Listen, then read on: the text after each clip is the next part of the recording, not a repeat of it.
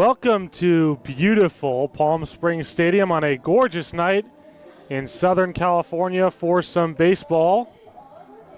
Welcome to the broadcast booth. I'm Jack Lennon. That's my colleague and friend Sam Egan. Sam, the Power coming off the heels of a nice victory, but before that, 2 losses in a 3-game series with the Inland Valley Pirates. They're going up against the California Halos tonight. What do they need to do to stay in the left-hand column? Well, what they need to do is just play better baseball than they've been playing. The offense has been kind of skittish recently. They haven't been off to hot starts. They've been having quicker at-bats, and we mentioned the key to this team's success is having great plate discipline. Absolutely, getting deep in those counts, working them, finding ways to put the ball in play, and most importantly, putting the ball where the defenders aren't. So let's go through the lineup. First for the visiting California Halos, it'll be Pennington, Onaka, and James, the first 3, shortstop, center field, and left field. Nathaniel Gomez, Bennett Voldrak, and Aiden DeMello. Then Talon Trumbull, Aiden Gomez, and Robert Perez will round out the lineup for them, and Colin Dominguez will be their starting pitcher. Sam, tell me a little bit about the guy on the mound for the Power, Jimmy Welsher. Yeah, Jimmy Welsher, he's been solid for the Power this season, and they're going to need him to have a long outing. It's a Palm Springs Power team that's done a good job of having long outings and short ABs against this California Halos team in the past. They're going to need Welsher to do the same. Cameron Woody had a lot of success against this team. And Welsher, big strikeout guy, looking to rack up the case here this evening. Now for the Power, it'll be Michelson, Richards, and Brett Williams, the first 3, followed by Junior Rodriguez, Nick English, and Trevor Banning. And then Derek Hurtado, Amari Conley, and Ramon Valenzuela will end the lineup 7, 8, and 9. For now, we're going to the national anthem and first pitch, so we will be right back with coverage of the Power and the California Halos, so make sure you stay tuned on the other side of this break. Think of the highest quality you can imagine. Now, think higher.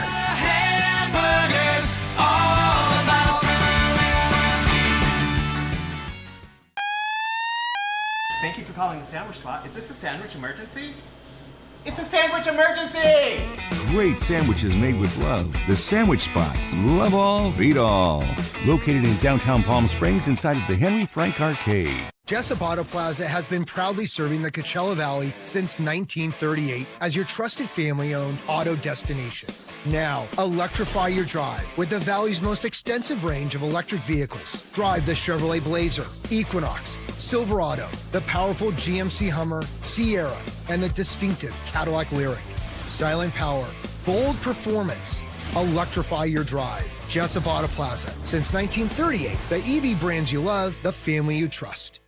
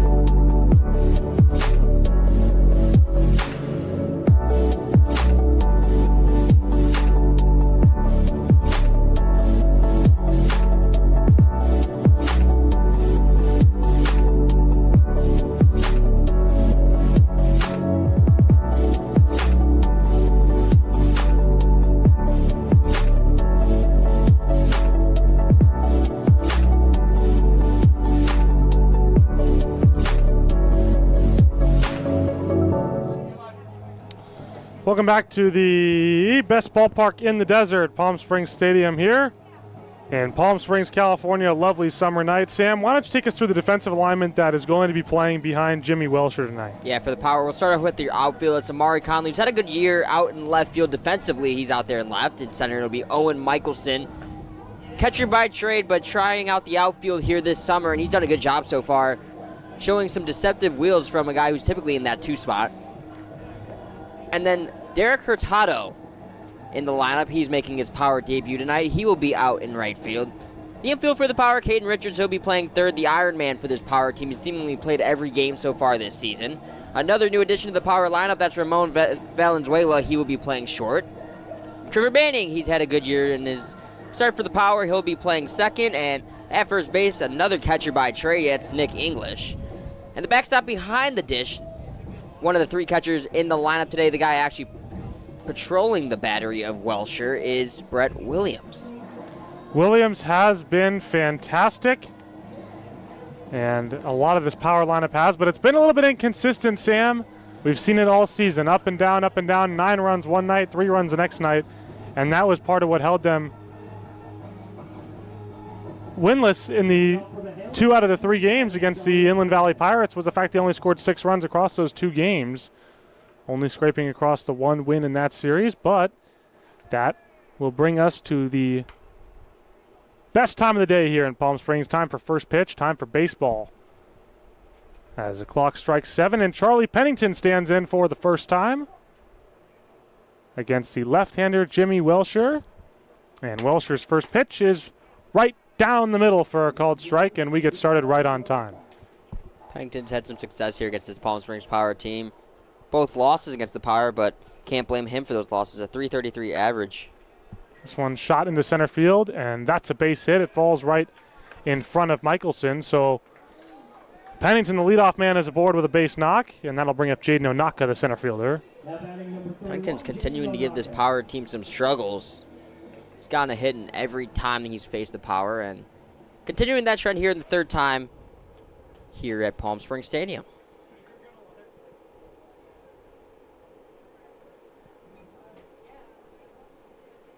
And that one is crushed out towards left center field. This one is back, looking up Conley, and it's off the bottom of the wall. Conley will play the carom, throw it into shortstop where it's cut off by Banning. So quickly, trouble for Jimmy Welsher. Men on second and third, 2 in scoring position for Dalen James. Tonight's beer batter, Sam. Yeah, this is going to be an exciting matchup here. James getting put in the position of being the beer batter. And this is definitely a situation where you need a strikeout. And I already discounted margaritas, so the fans have an urge to drink here tonight, and could be even greater of an urge if there's a big strikeout here to start. And our urge to the fans from the broadcast booth is drink responsibly. As the first pitch is a strike, it's 0-1 to Dalen James. And he takes down low. It's 1-1. Let's see Dalen here yet at Palm Springs Stadium. Welsher needs a strikeout, Sam. Perfect situation to do it. Here's a 1-1 from Welsher, and it's up and away, 2-1.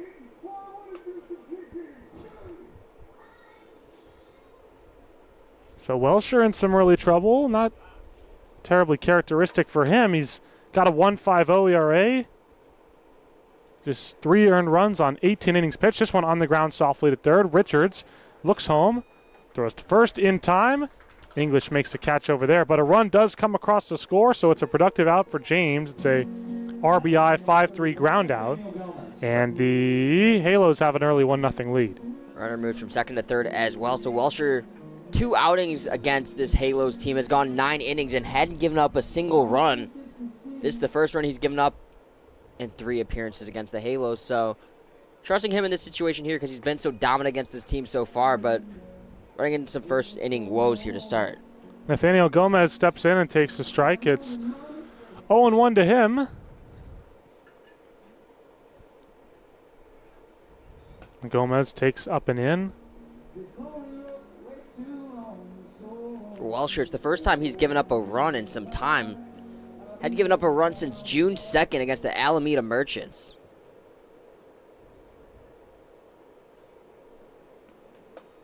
1-1 pitch is swung on and missed. It's 1-2. Still a good situation here for a strikeout with that runner at third base. Last thing you'd want is for any contact to drive in that run and already being a 2-run hole before even getting a chance to hit. Strike 3 called. A slider right on the outside corner got him looking. So out number 2 as Gomez is set down on strikes. Welsher's got his first punch out.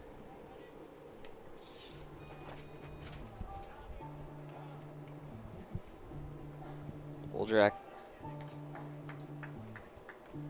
doesn't exactly have his jersey completely tucked. It's rare you see that in baseball. It happens all the time with basketball. Obviously football, but it's rare you see a jersey untucked in baseball, as that one is poured in for a called strike. It's 0-1. It'd be huge for Welsher. Get out of this inning here just for the psyching and maybe some momentum for his offense to give him some run support early.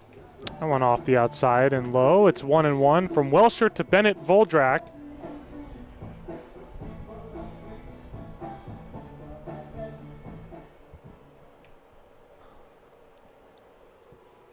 One pitch, swinging a high pop up into shallow right field. Coming in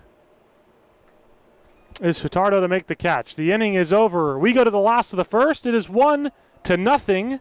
The Halos take the early lead on an RBI groundout, but Welsher limits the damage. We go to the last of the first. It'll be the top of the order coming up for the Power right here on the Palm Springs Power YouTube network. Family setting, you know, we come and we get into conversation, and it's comfortable here is what I guess I'll say. It's comfortable. The hot cocoa has whipped cream and sprinkles in the whipped cream in the hot cocoa. Very family oriented.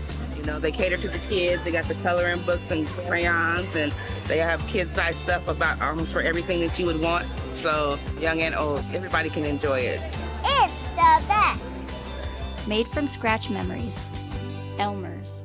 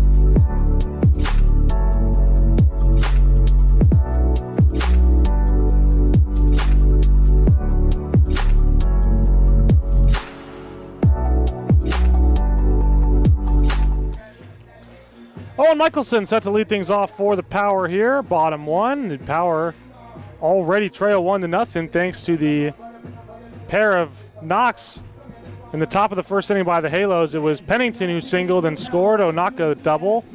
And Dalen James brought Pennington home from third on an RBI ground out. So Michelson steps in. And in limited reps so far this year, just 19 at-bats, Michelson's 7 for 19 with a .368 batting average, .455 on base average. Exactly what you like to see out of your leadoff hitter. Facing off against Colin Dominguez, who has faced the Power once before, only win an inning, but was as flawless of an inning you could have. Went perfect and only one strikeout. And Michelson takes a called strike on the outer third. It's 0-1. So for the Halos, they're looking for Dominguez to do that and at a larger sample size, but facing a much better Power lineup than he had maybe his first go-around. Now one shot to right field. That's a base hit. It'll get down, and it will roll all the way to the base of the wall. Michelson turning around first. He'll head for second. He's in with a stand-up double, and the Power answer right back. Try to start a rally of their own here in the bottom half of the first.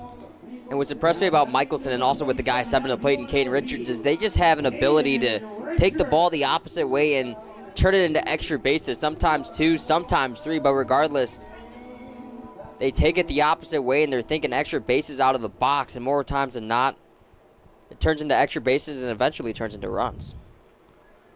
Sam, I just saw a dog down there along the right field line putting his paws in a bucket of cold water, and I am jealous.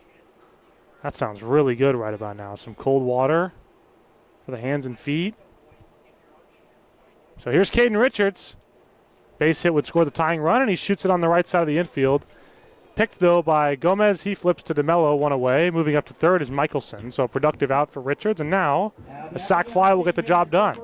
Richards trying to do the same thing Michelson did, is just punch one to the right side in between first and second. Could not do so as the second baseman, and was just over there to make the play. But nonetheless, you love that effort from Richards. It gets the runner over, and now any sort of contact that gets out of the infield will more than likely score Michelson. So here is Brett Williams with one away. And he takes the first pitch for a called strike.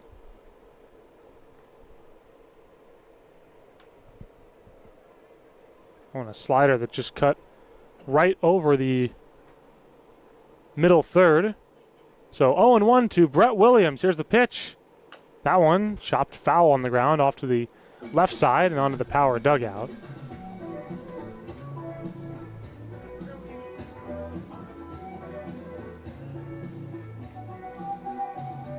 So one out, man on third, and here's where situational hitting comes into play, Sam.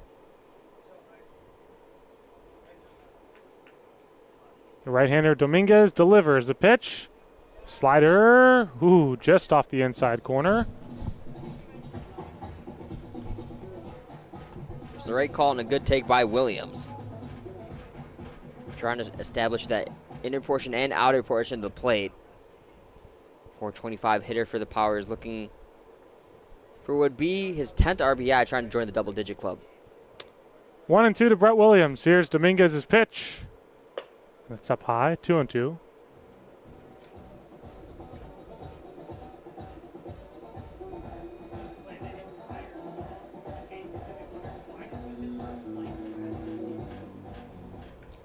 Eight-game hit streak for Williams coming into tonight, and would love to extend that to 9 here and tie this ball game up.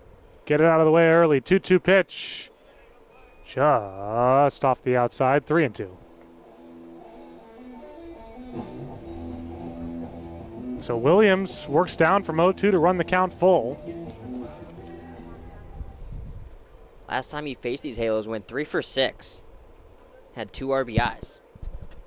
Looking to do more of the same, and he drives this one foul and out of plate on the right field line. So 3-2 remains. Williams battling here, Sam. Yeah, he's putting up a great fight here, and long AB's put a lot of stress on the pitcher and could lead to a quick bullpen game later on. But for Williams, you just love to win this at bat. Doesn't have to be a base hit. Just get aboard any way you can. Walk is perfectly fine. 3-2 to Williams. A pitch. Low and inside, ball 4. So Williams takes his free 90 feet. A battle of an at-bat. And 7 pitches later, Brett Williams has a walk. So runners on the corners for Junior Rodriguez, and this is exactly the spot that you want him in. Yeah, puts the go-ahead runner on base, too, and Junior Rodriguez, some thunder in that bat. Looking for anything but the inning-ending double play. Rodriguez was the player of the game last night, and we talked to him after the game. He said everything is easier. Everyone's gelling better when the team's winning. So runners on the corners, 1 out for Rodriguez, who thought about going after the first pitch but held back and takes low and in, 1-0.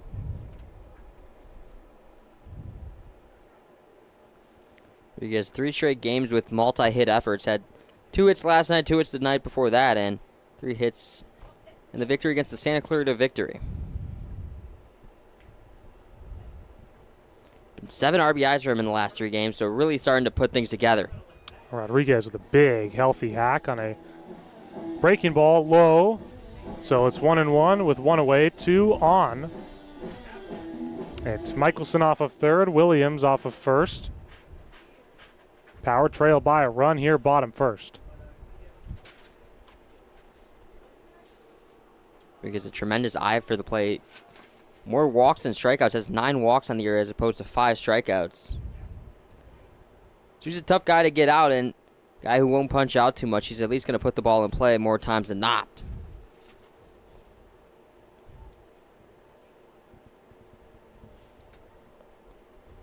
And that's what's so impressive about this power team. They find ways on base as Rodriguez takes low, and this one's in the dirt, so skipping over to second is Williams, and that erases the possibility of a traditional double play. But that's what's so impressive about these power teams the past couple of years is the past 2 seasons, the Power have had a combined more walks than strikeouts, and that has not happened for an MLB team in a single season since 2002. So it just goes to show how much plate discipline the Power have. And that is a pride of Casey Dill's managerial style as Rodriguez takes just right there on the outside corner, 2-2. The plate discipline and the speed of this team is something Casey Dill takes tremendous pride in, taking the extra base. He'll have some what most people would say is ill-advised sense, but more times than not for this Power team, it works because they want to make the other team beat you. 2-2 pitch. Down and away, 3-2. So Rodriguez, another long count for a power hitter. This time he works the count full.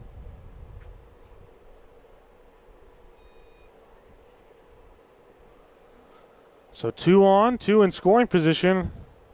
1 out here, bottom 1. Rodriguez trying to give the Power the lead with a base hit. And that one is outside, ball 4. So Rodriguez, that'll do just fine. He takes his base, and the Power have loaded the bags for Nick English. And Sam, it's great to see Nick English back in the lineup. Oh, absolutely. After back-to-back walks, he comes up with the bases loaded as well, and a big opportunity for him to make his welcome back moment and make his presence felt here in this Power lineup.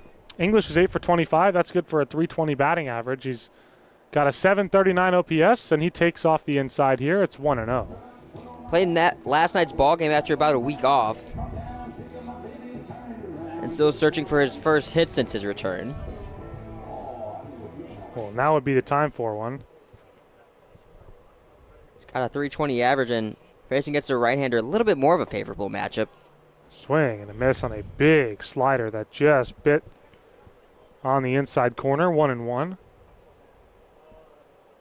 As always at Palm Springs Stadium, that wind blowing from left to right. So the ball's going to go out towards right field. Here's the 1-1 pitch off the outside with a 4-seamer.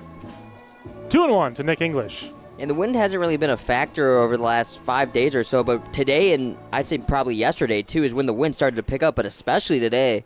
First time we've seen the wind really howling like this in quite some time. Yeah, earlier during the PSCL, an umbrella was blown over as the dirt was swirling.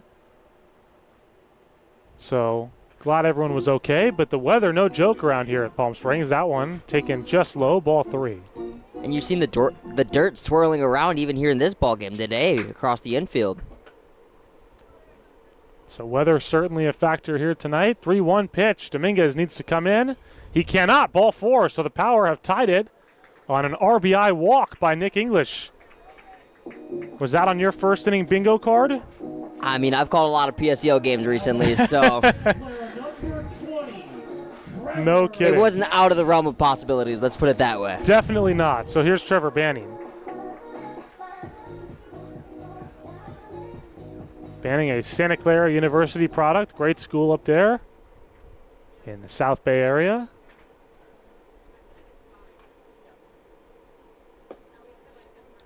And you got to wonder with Dominguez really started to lose his command on the mound. 3 straight walks. Is the wind playing a factor out there for him on the bump? I know sometimes as pitchers, they'd rather play in pristine conditions, but rain, wind, or snow, I guess you won't see snow too much in baseball. Unless you're from like me from the Midwest. Doesn't matter. You got to go out and compete every single pitch. Absolutely. Now a meeting on the mound. It'll be Robert Perez, the catcher, going out to talk to Dominguez, who's now walked 3 in this inning, 3 in a row, in fact. But for Banning, a Santa Clara guy, and that campus, it's a beautiful one. Just about 10 minutes from SJC, San Jose Mineta International Airport. Not a bad basketball team either. Not at all. Herb Sendek has really built a great program over there, and Alan Graves, one of their guys, went in the first round of last night's NBA draft. 2-0 pitch to Banning as this one is popped up high but not deep. This one might not even get out of the infield, and it's dropped! And coming in from third to score is Brett Williams, and that is how the Power take the lead. Unbelievable. And that's so unfortunate for Dominguez on the mound, because that's going to go down as a hit and as an earned run for him. I was just about to make a point where Banning probably shouldn't swing till he sees a strike, because Yarman Dominguez has been struggling to find the strike zone, and swings at the first pitch after the mound meeting and looked like it was going to be a disaster with the bases loaded. But instead, some fortune and a power lead here and room to add on. There's a first pitch strike to Derek Hurtado. Sam, that one will go down as a single, and although it wasn't pretty, how does it show up in the line score tomorrow? It'll show up the exact same way. We'll look at it and be like, oh, he had a single. Yeah, line drive up the middle. That's how it'll show up. A 1 pitch to Hurtado. Swing and a miss. Nothing in 2. Hit the ball so hard that only 1 run scored. Unbelievable. I've seen a lot of singles, a lot of crazy PSCL singles, but that one might be the best one I've seen today. 0-2 pitch. Swing and a miss and a foul tip into the glove of Perez. So Hurtado down quickly on the K. First strikeout for Colin Dominguez, and that will bring up Amari Conley. And Sam, this is a guy who needs a hit. Yeah, he is due. We talk about being due so many times before, Jack, and when you're due, you are due. And that's what Conley's feeling right now at the plate, and hoping a base hit up the middle can change the fortunes of what's been a strugglesome summer so far for him. And Conley bounces this one slowly on the ground to third. Voldrak's throw, not in time.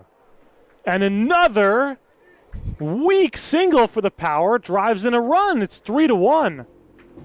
Exit velocity on that smoked a whopping 32 miles an hour off the bat. But as soon as I saw it go off the bat, I'm like, oh, this has a chance. There's no play at third. The only play that even remotely had a chance was first, and with the speed of Conley, you weren't going to get him. Conley will take it where he can get it right now. He was 5 for 35 coming into that AB, and he's been robbed of some base hits, Sam, and hard line drives, so I don't think Conley's complaining that one went for a base hit. Conley's just got to be confused in the batter's box, because he's had the balls that he's hit hard go right at somebody, and the balls that he hasn't hit well somehow fall. 1-0 to Ramon Valenzuela, and he takes a called strike. It's 1-1. Conley had a hit, I think it was over the weekend, where there's 56 miles an hour off the bat and just somehow blooped into left field. Like you said, shows up the same in the box score tomorrow. Swing and a miss by Valenzuela, 1-2. Just like that, Valenzuela finds his way on. The Power have completely batted around, and Michelson will get his second at-bat of the inning. But a tough hole here, 1-2. So for Dominguez, he's given up 3 hits, a rope doubled on the right field line by Owen Michelson, and 2 of the softest hit singles I think you will ever see. Yeah, it's been an unfortunate inning for him. 3 earned runs and probably the worst 3 earned you could possibly imagine. Undeserving, yes, but going to have to find a way to bounce back and hope his offense can get him some run support.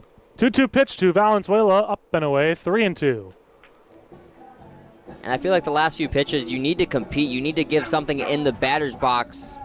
Because of the struggles you've had of finding the strike zone, there's no reason to try and throw a waste pitch at 1-2 when you've been struggling so much to find the strike zone. 3-2 pitch. Here it is with 2 down, runners in motion. The pitch up the middle, base hit. Scoring easily on the play, English. Banning will score, and on a little blobble in center field, Conley will score. So they all score. It's 6-1 Power. Bases clearing single. How often do you see that, Jack? You don't. That's a really heads-up play by Conley on the base path to see a quick bobble, and with his speed, knew he had plenty of time to get home and testing the defense, and it didn't work. A 6 spot in this first inning, in an inning that really probably shouldn't have much of anything. It really shouldn't, and that is a grave injustice for Dominguez, who now has 6 earned runs on, get this, 4 hits, and 2 of which were not hit deserving baseballs. So now the Power have batted around as Owen Michelson comes back up.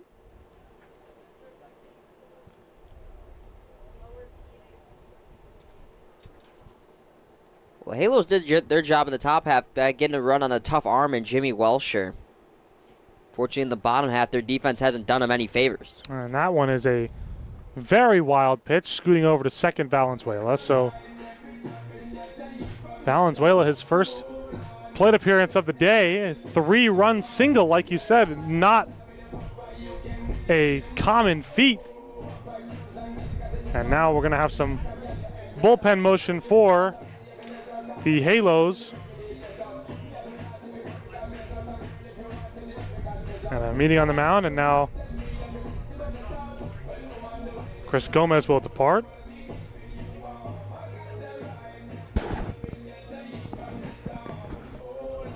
So Michelson in a 1-0 count with 6 runs already across in the inning and an opportunity for more, with a runner still leading off of second base.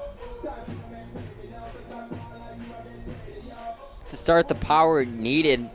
They've scored as many runs in this first inning as they did all of last night.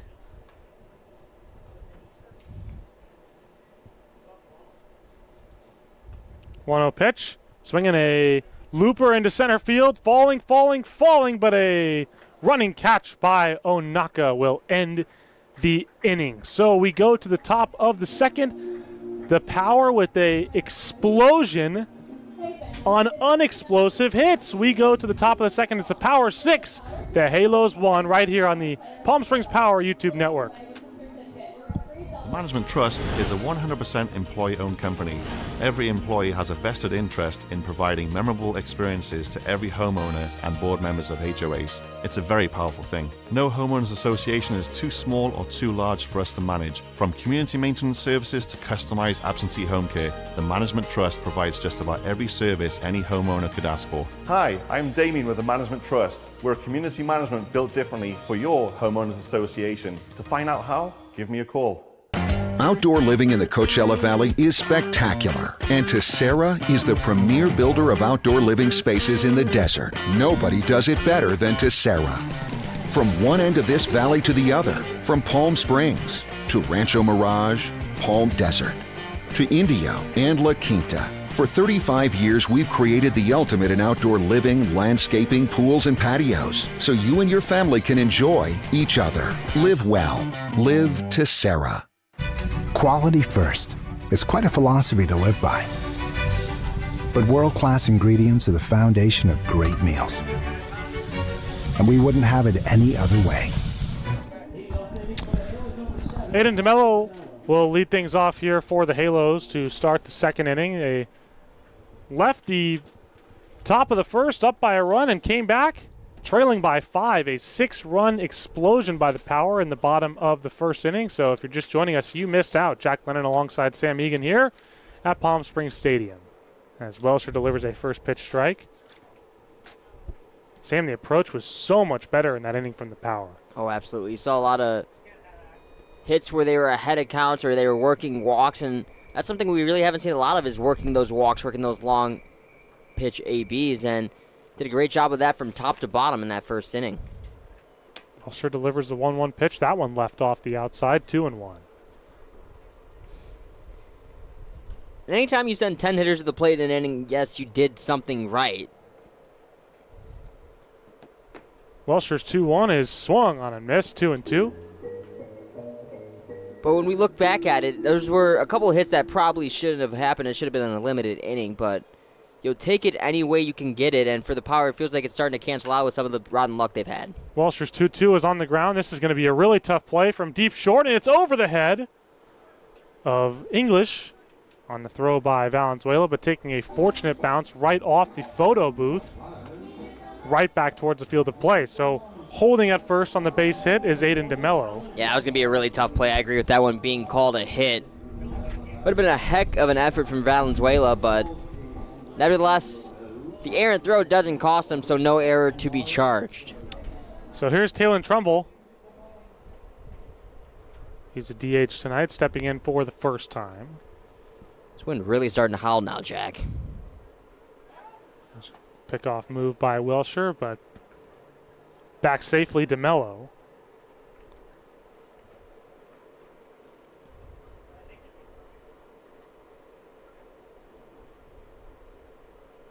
And he hit him. So the first pitch to Talon Trumbull runs in and nails him right on the back. And now Aiden Gomez will come up with 2 men on, nobody out. Trouble brewing again, Sam. Yeah, Welsher facing the first really serious trouble he's faced all year in consecutive innings. He's just been so dominant all year long. His ERA coming in tonight was around a 1.5 and his whip much lower, a 1.1. So he's had some really impressive and really overwhelming stuff. The Halos, seeing him for the second time this season, have seemed unfazed so far. So Gomez steps in with 2 men on, nobody out. And an RBI opportunity here. Gomez will try to get some of those runs back here with a base hit. And if you're the Power, you got to get those bats up while they're still hot. Try and work out of this inning quickly, get that ground ball or strikeout, and work from there. Give up 1, that's fine, but cannot allow this to be a big inning after you just put up a 6 spot. A 1 pitch is fouled back towards us, nothing in 2. Welsher does a good job of getting the strikeout, but his bread and butter is working down in the zone, getting those ground balls and getting hitters to be just on top of the baseball and forcing that ground ball and looking for that exact thing here. 0-2 pitch from Jimmy Welsher. Here it is. Ooh, where did that one miss, partner? Here's a little low, way low. Apparently, according to our TrackMan baseball, it was way low. I don't think it was that low. I think Williams just did a great job of framing it, and no ABS here. The art of framing is still vitally important. Swing and a miss at a pitch. That one was way down low, and striking out Gomez is Welsher, so 1 away here, and he got the strikeout he needed. Got a big strikeout right there. Now, pitch on the ground could potentially end the inning. It's the 9-hole hitter in Robert Perez. And he's got catcher's legs, so can't expect great speed. This could be the perfect opportunity for a double play for Welsher, and he'll work low in the zone on the first pitch, and this one's fouled back. Look at that pitch on our strike zone, Sam, right at the bottom of the zone. Welsher trying to clearly work Perez for a ground ball. And it's pain right there. You'd like to see maybe worked a little bit towards the inner corner to get him jammed. Big lead right there at second base. Might have him picked.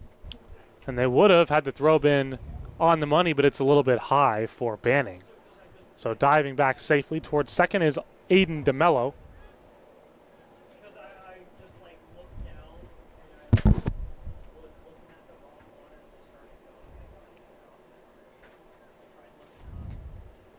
So the 0-1 to Gomez, it's up and away. Here's the check back to second from Williams. Yeah, some big leads over there at second base, trying to cause havoc on the base paths are the Halos. Last thing you need in this situation, though, is to run into an out, when now you desperately need runs. That one is cued foul off to the right side and well out of play. 1-2. Dependable Auto Glass has your glass covered. Perez 5 ABs in 2 games against this Power team. He's 1 for 5 with an RBI and a single. So a strikeout. For second strikeout against the Power this year. Here's a 1-2 pitch off the outside, 2-2. Where do you go here if you're Welsher, Sam? What pitch you going to? I'd like to see either a changeup or a breaking ball down in the zone. Maybe go inside, been working out a lot here on Perez. 2-2 pitch to Perez, here it is. Swinging a ground ball to second. Banning will bobble it a little bit, so he'll flip to first to get the 1 out. And you'll take it if you're the Power. You get the soft contact, no run score, and 2 men down here in the top of the second. And now you need Charlie Pennington to come up in the clutch here and deliver a 2-out hit and make this deficit a little bit more manageable. Nice play by Banning just to secure the out right here and not try and do too much and try and force a double play. And instead, this is going to be a base hit to right. So coming around third and scoring is DeMello. Tremble will follow him. He scores. And Pennington's got his second knock of the day, and this time it brings in 2 runs. It's 6-3. Pennington has been a power killer so far. Average now in 3 games versus the power well above 400, and 2 RBIs in this ball game, 2 hits today. His teammates can thank him if they start to pile up a comeback here, and going to continue the 2-out rally is the 2-0 hitter, Nanaka, who doubled in his last go-around. So Naka's 1 for 1 with the extra base hit. Here's a pitch. It's a swing and a miss.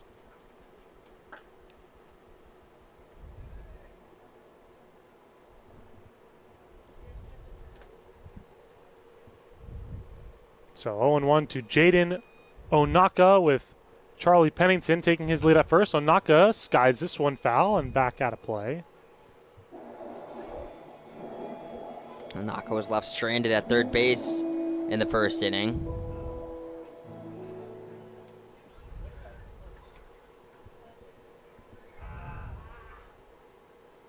Oh, 2. Just got a piece of that one, and nothing in 2 will remain. Good fight for Onaka. 2 strikes, 2 outs here. Want to just battle here. And if you don't get a result, at least start to dig into Welsher's pitch count a little bit and try and force your hand later in the game against the power bullpen.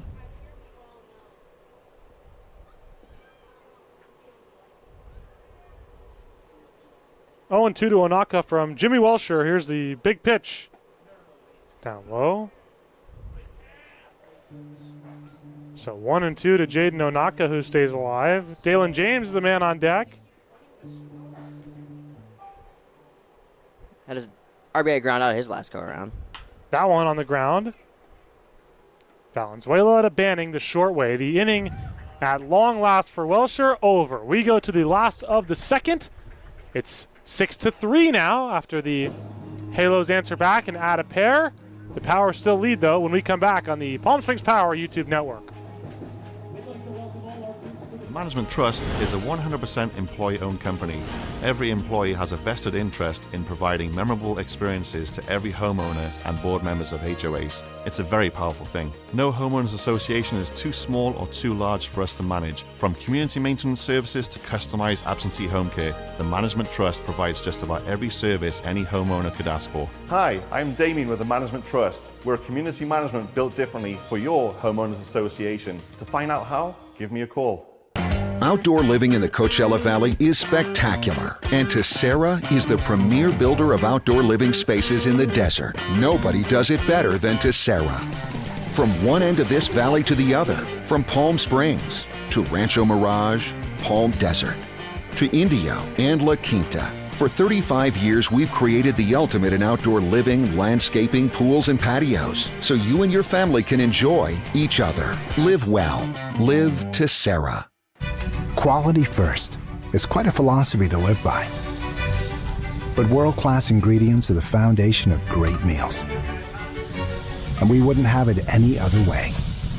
At Kaiser Grill in downtown Palm Springs, we believe you deserve the best.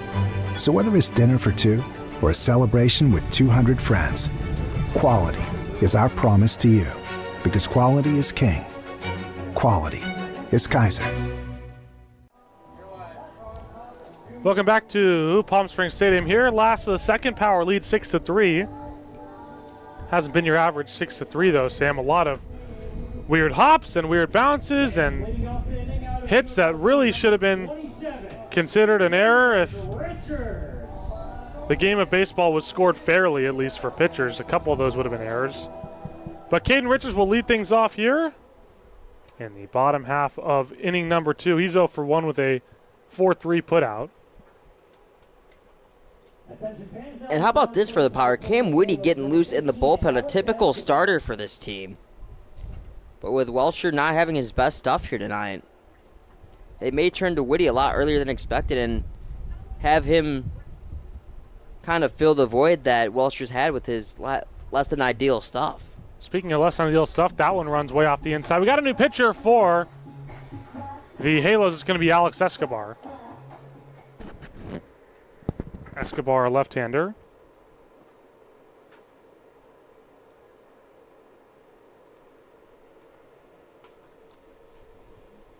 1-0 to Caden Richards. Here it is, off the outside, 2-0. We're wearing the number 15 today, typically wearing a different number, but forgot his jersey at home, which, let me tell you, it happens, man. You got to bring a lot of stuff to the ball field. One thing you can't forget, though, is your jersey, but fortunately they had a spare one ready for him to go on deck. It's not the same one as a regular Halos jersey. You can see it's more of like a practice jersey with it just saying HC on the side of it, with the traditional Halos black jersey just saying Halos across the front. Unbelievable. You know, I made a lot of dumb mistakes in my athletic career, which was not so illustrious. As Richards takes inside, it's 3-1. Forgetting my jersey was not one of them, because I knew if I forgot my jersey, my father would kill me. 3-1 pitch. Ball 4. Richards a little bit confused there. He was like, well, I thought that was a strike, but no, it was in fact low. So Richards will take his 90 feet, and that will bring up Brett Williams. It was a good take. That one was close, but didn't have the zone. And I'll tell you what, Escobar forgetting his jersey reminds me of a funny summer ball story a couple summers ago when I was with the Burlington Bees. One of our pitchers, Bobby Helt, was supposed to get the start that night, and we had a road game in Clinton, Iowa, which is about 2 hours north, and unfortunately for Helt, he forgot his cleats. As first pitch is just taken for a ball, and the only solution was his grandfather driving to the ballpark, grabbing his cleats, and his grandfather, by the way, used to play football at the University of Cincinnati, so knows a thing or two about playing college athletics, and drives 2 hours north of Clinton, Iowa to deliver the cleats just in time for Helt to make the start. If I was his grandpa, I would have said, dude, figure it out. Here's a called strike. It's 1-1 to Brett Williams, the San Diego native and St. Mary's product. California guy through and through. The 1-1 pitch from Alex Escobar with Richards off of first is grounded to third. And it's actually going to be picked up by the shortstop, Pennington, but not nearly in time to beat the sprinting Williams. So another infield single for the Power, their third of the day. Tough play and no play. Brett Williams getting it just in between the 5 and 6 hole. And not one of the prettiest hits we've seen of the night, but... Have any of them been pretty? No. So here's Rodriguez. He comes up for the second time, and he walked and scored his first time up. Could argue Valenzuela's hit is the only one that you could say was on a rope. So here is Junie Rodriguez, lefty-lefty matchup for him, and he takes down low, ball 1. Walk later scored in the first inning was Rodriguez.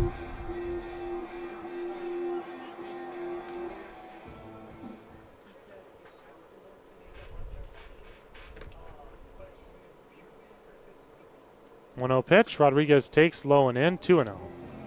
And Alex Escobar, Sam, has not had much better control of the strike zone as Dominguez did. No, it's been a struggle for both parties here. The Halos pitching.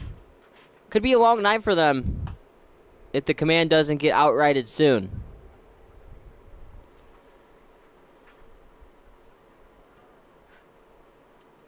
Two-0 pitch to Junie. Here it is, and it's way inside once again. So Rodriguez getting a little tightened up here. 3-0. I think Rodriguez is just feeling a little bit antsy at the plate, too. He wants to hit. He wants to swing the bat and hasn't been able to do so yet.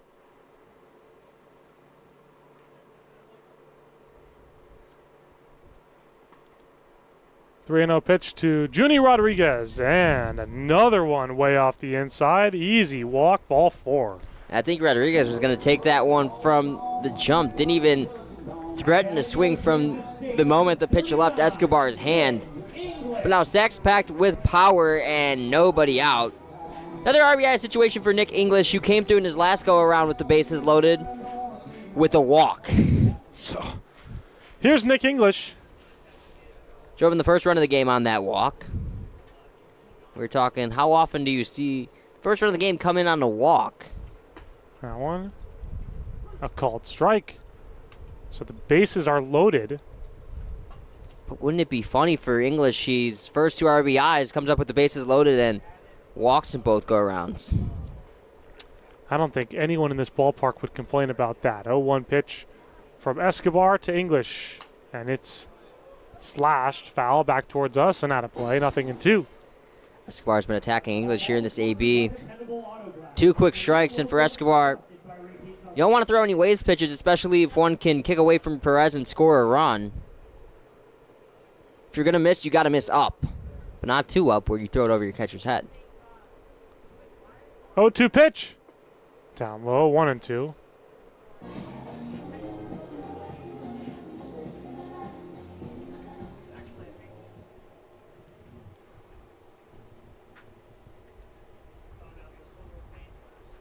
English stands in, 1-2.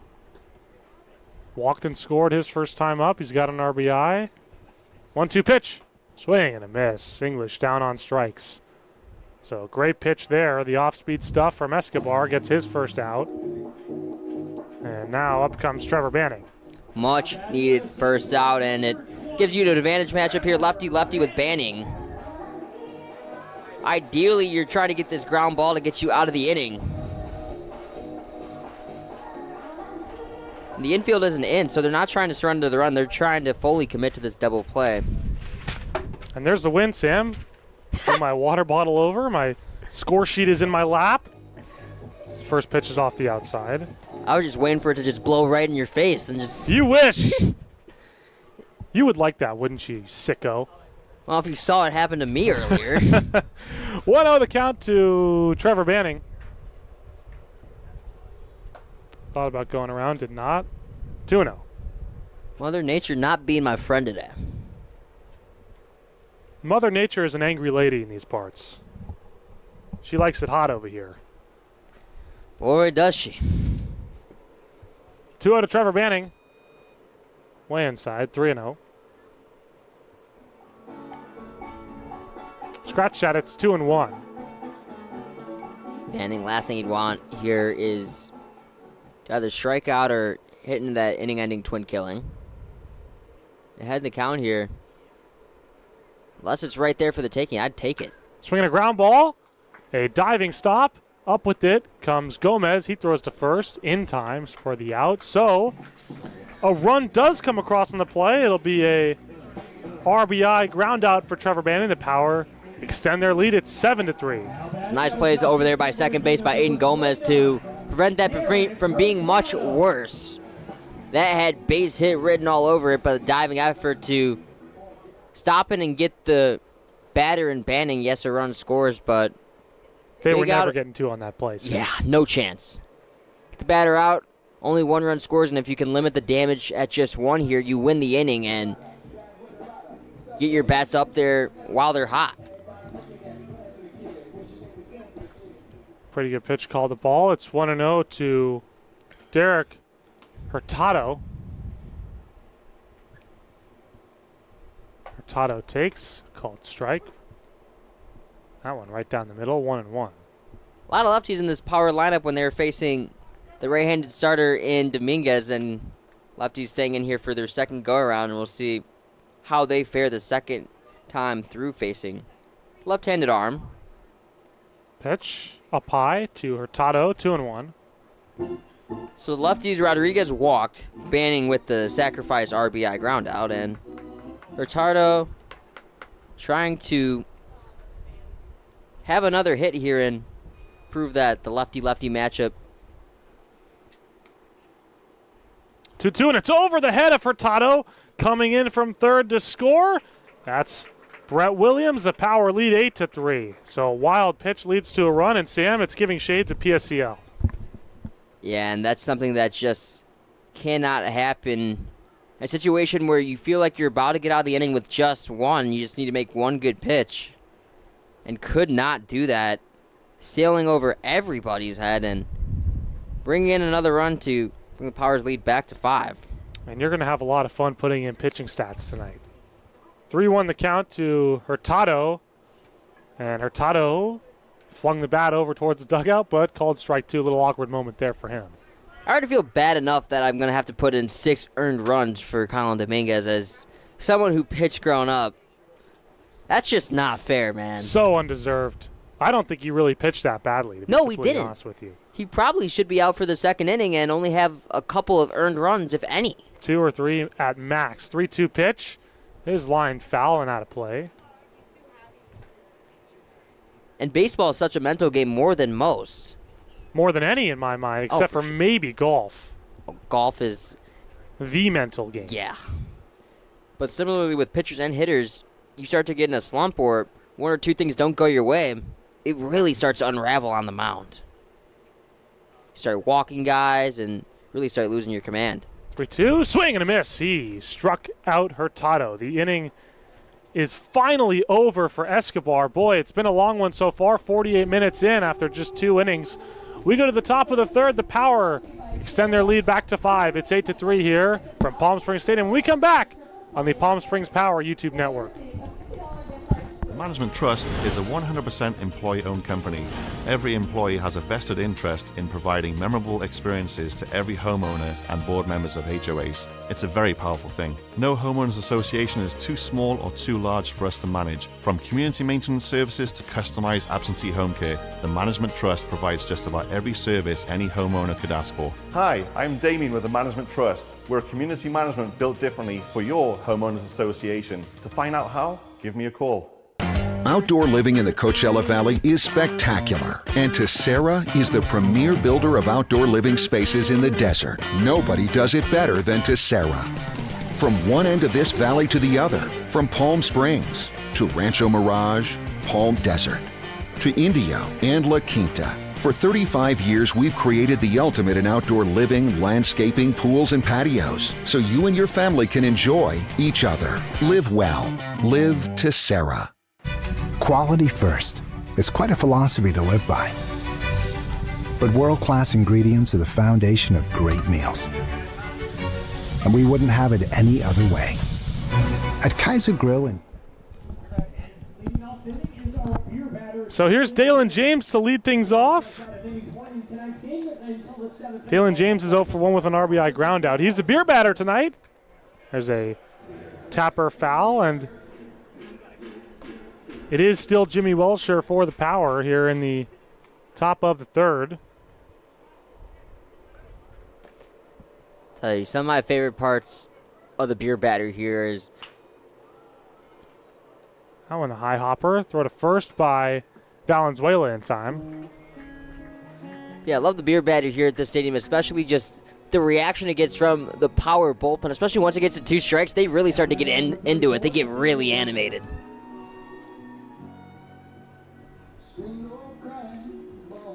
So typically we go with the cleanup hitter for the beer batter. And Gomez, who's already struck out once facing the lefty, in danger of striking out for the second time. And JG, we might have some apologizing to do for wanting to put James in the beer batter. I know, it was our pick, wasn't it? I mean, we kind of dug our own graves with this one. And for the fans here at Palm Springs Stadium, I think they're going to start looking up towards the broadcast booth and saying, hey, what the heck, man? Where's my beer? I don't think they know that yet, but oh, they'll find out. Now that we put the word out there, it's going to spread like wildfire. Yes. Who are these 2 idiots up in the booth who picked Dalen James to be the beer batter? Gee, thanks, guys. So maybe we should have picked this guy. It's 0-2 to Gomez, and he's already struck out once. And the funniest part about that is usually the cleanup hitter is the beer batter here at Palm Springs Stadium, but no, we had to deviate. We knew Ethan Olivares had the night off, so we didn't want to let him have too much fun. Yeah, no fun for Ethan. Ethan Olivares is on assignment tonight, using his day off wisely here at the ballpark. 1-2 pitch, swinging a line shot up the middle. That is going to fall in, base hit. Michelson will come and scoop it up.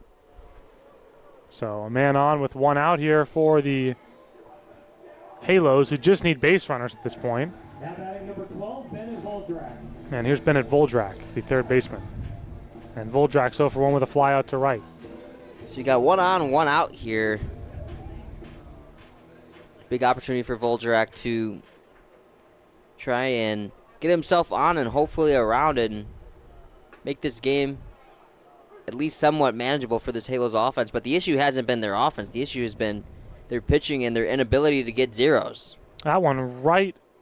And when I say right, I mean right on the inside corner. we've seen with the new ABS system, if it even touches the black, it's still a strike regardless. So how do you feel about that? I've always been huge on the human element of the game. I think that only having 2 challenges a game. This one flown into right, falling in front of Retardo. That's a base hit. But yeah, I think it still kind of keeps the human element of the game, only having 2 challenges per game. And if you know the strike zone well enough that you win it, you keep it, I like that. And you've seen it play a difference in MLB games 100% already this year. So 2 on now for DeMello after a pair of looping base hits fall in. DeMello takes well off the outside with a fastball. No, we should propose a rule in the PSCL, or not the I guess the PSCL as well, but especially here in the CPCL, where we get an ABS system and they tap the helmets and they turn to us in the press box. Oh no! No! Do not involve Jack Lennon in the on-field stuff. I'll sit here and broadcast, but I don't want to get caught up in any of that. They're gonna look up here. JG, what's the call? Hi! So the 1-1 to DeMello is in tight for a strike. It's 2-1. Can you imagine if they looked up to us on a 3-2 pitch and we had to ring him up? They come running up the bleachers to argue with us. 2-1 pitch. Swinging a line drive base hit up the middle. This is going to score a run. Coming around third is Gomez. Oh, maybe it won't. won't. The plate, and they got him. Boy, a beautiful throw by Michelson. On a one-hop all the way to the plate to Williams. Incredible. So, 2 down here, and I eat my words. What a throw out there from Michelson. You see why he's out there in center field. He's got that rocket of an arm developed from that catcher's position, having to throw runners out. So he knows a thing or two about throwing guys out, but not usually at the plate. What an effort there from Michelson to show off the cannon and get the second out of the inning. That one a bit high. It's 1-0, and that saves Welsher an earned run. Welsher still his 3rd straight hit allowed. Not on his best stuff tonight, and he takes just off the outside. So, Talon Trumbull was hit by a pitch his first time up. And a base hit here would likely mean a run. Not going to assume anything now with the outfield arm of Owen Michelson. My goodness. Brett Favre out there. 3-0. We haven't seen a 0 yet in any frame, and it seemed that trend was going to continue with it either being bases loaded, 1 out, or that run we thought was going to score not scoring. 3-0 is wide, ball 4. So, a 4-pitch walk to Talon Trumbull. His second free pass of the day. And here's Aiden Gomez, who's 0 for 1 with a strikeout. I think for the Halos, trailing by 5 in the ball game, so unless you are 100% certain, which, albeit we all thought it was 100% certain that run was going to score, but unless you know for 1,000,000% certainty that run is going to score or that run is going to advance to the next base, there's no reason to try and send them when you're chasing runs. Yeah, if you're the Halos, you just need base runners right now as this one's fouled off. You could have had 1 run right there and only 1 out, not running into a costly out at the plate. So 0-1 to Aiden Gomez. A pitch from Welsher is swung on and missed. Strike 2. And yes, it's the bottom of the lineup, but you could still potentially have the tying run coming to the plate with 1 out. Said Welsher can get a 0 here with the bases loaded and is 1 strike away from doing so, and that would be huge for this power team to have a sigh of relief a bit. 0-2 pitch is on the ground to Banning, who will go the short way. The inning is over. We go to the bottom half of the 3rd. The Power put up their first 0 against the Halos. It's 8-3 Palm Springs when we come back to Palm Springs Stadium right here on the Palm Springs Power YouTube network. Jessup Auto Plaza has been proudly serving the Coachella Valley since 1938 as your trusted family-owned auto destination.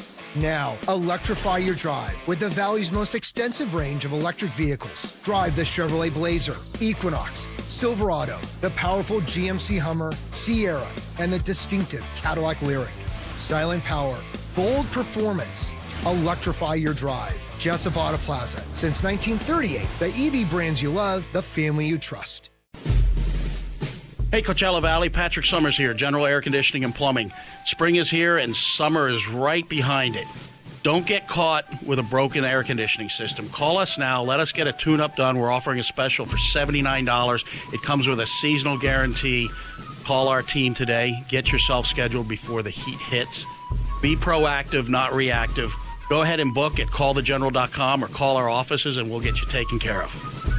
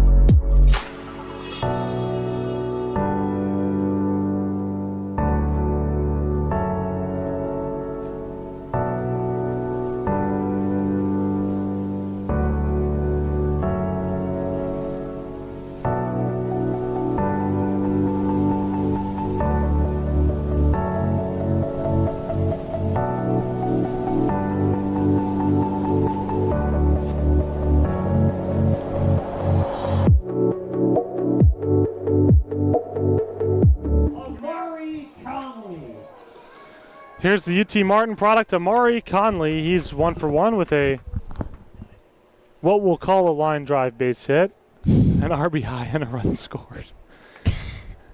So Conley steps in for the second time. I'll tell you what, in my scorebook I have a single and an RBI, so we'll just leave it at that. Yep. You can. The rest is up to you. That one down low. You can picture that single however you want. It definitely was not 32 miles an hour off the bat. Definitely not. It was 32 miles an hour off the bat. But a base hit's a base hit. And it bumps the average up. And that one is down low. It's 2-0.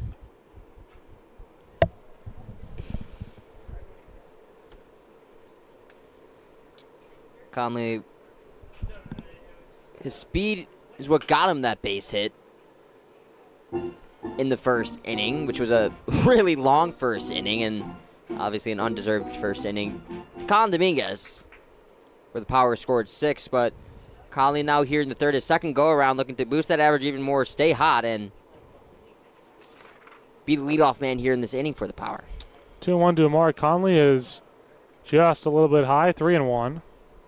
Nate LaJoy, the new pitcher for the Halos. So already dipping deep into that bullpen.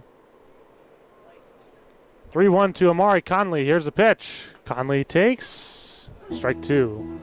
That one right in there on the inner third, pardon me, to Conley, who has worked the count full against LaJoy. Here is the payoff. Conley shoots it foul, stays alive. That one would have been ball 4 had Conley not swung, but like you said, Sam, with no ABS, you don't want to put it to the test. You want to protect the plate with 2 strikes. Yeah, it was too close to take. It was right on the corner right there. You never know with sometimes the bigger strike zone here, that one getting rung up for strike 3. Ball 4, Conley takes the walk, so he reaches base safely for the second time tonight, and that is huge to see him get going. Yeah, it'd be huge for this Power lineup to have their entire lineup 1 through 10 just really clicking all at once, and you would love to have that as July comes. July's crunch time. Obviously the playoffs here, 17th through 19th of July. Make sure you buy tickets at the Palm Springs Stadium box office. This one is down low to Ramon Valenzuela. And as it stands right now, it's the Halos out hitting the Power 6-5. Score sheet isn't doing them as nice of a favor as they are in the hits category. 1-0 to Valenzuela. He takes a healthy rip and comes up with nothing. It's 1-1. Yeah, he was a bit early there. Saw middle high breaking ball and his eyes lit up. Just missed that one, but that one could have flown a long way had he made contact. 1-1 to Ramon Valenzuela. He takes, just low, 2-1. Valenzuela has driven as many runs in his one at-bat today as the Halos have had all day. It was a 3 RBI single, and don't see those all too often. Couldn't tell you the last time I did. 2-1. Valenzuela goes after this one and fouls it back over our heads, 2-2. That one a little bit up and out of the zone, and let's go ask the home plate umpire if that one was in the zone. He just shook his head no, and gonna have to readjust his Valenzuela now on a 2-2. 2-2 count. Conley leads off of first. LaJoy delivers.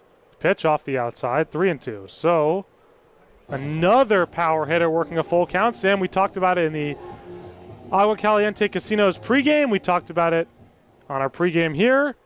Working the counts, critical to the success of this power team. That's exactly what they've done tonight. Here's a 3-2 pitch. Swinging a high drive to right. Moving back is Gomez, and it's off the bottom of the wall. And playing the carom is Gomez. Conley will put the brakes on at third.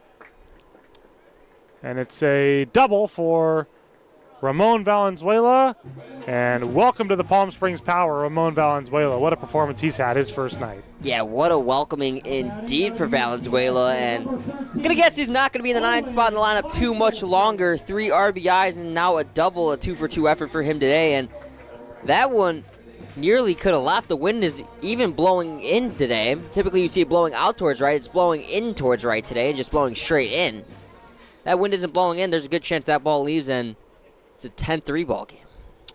So for the viewers at home, Ramon Valenzuela has a double off the wall and a single to center field. And guess which one plated 3 and guess which one plated 0. Crazy. Baseball is a crazy sport. That first pitch is low to Owen Michelson. But that's why we love it, Sam.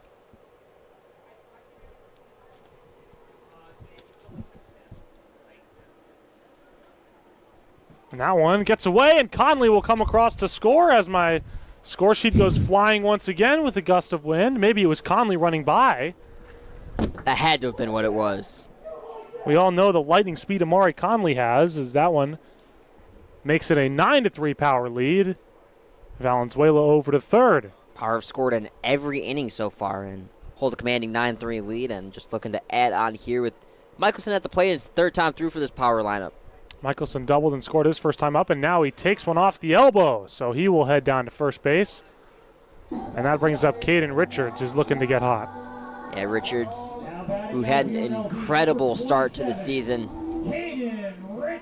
And despite how long the season's gone on and how many new additions this power team has had, the one mainstay, the one consistency for this team has been their Iron Man in Caden Richards, playing every game and has played exceptionally well in each and every one of them. Walk came around to score. That came back in the 2nd inning. Richards takes the first pitch down low. It's 1-0. Runners on the corners for Caden. Power already lead 9-3. He's hitting .324 this summer. He's had a great year. 15 runs batted in. And he takes a one way high and skipping past the catcher again. And coming around third and scoring on the play, Valenzuela. So 2 runs have come across on wild pitches by LaJoy in back-to-back at-bats. Still an RBI opportunity here for Caden Richards with the runner at second base. It is 10-3 power, and Sam, this one is looking like a PSCL game the longer it goes on. Couldn't have said it any better myself, partner. It's been sloppy from the Halos here. Hasn't been any errors in the stat sheet, but the wild pitches, the walks, and just the miscues defensively that won't show up as errors, but were defensive mishaps looming large here, as it's been not just runs, but crooked number runs for the Power in each and every inning so far. 3 out of Richards is right down the middle for a called strike. It's 3-1.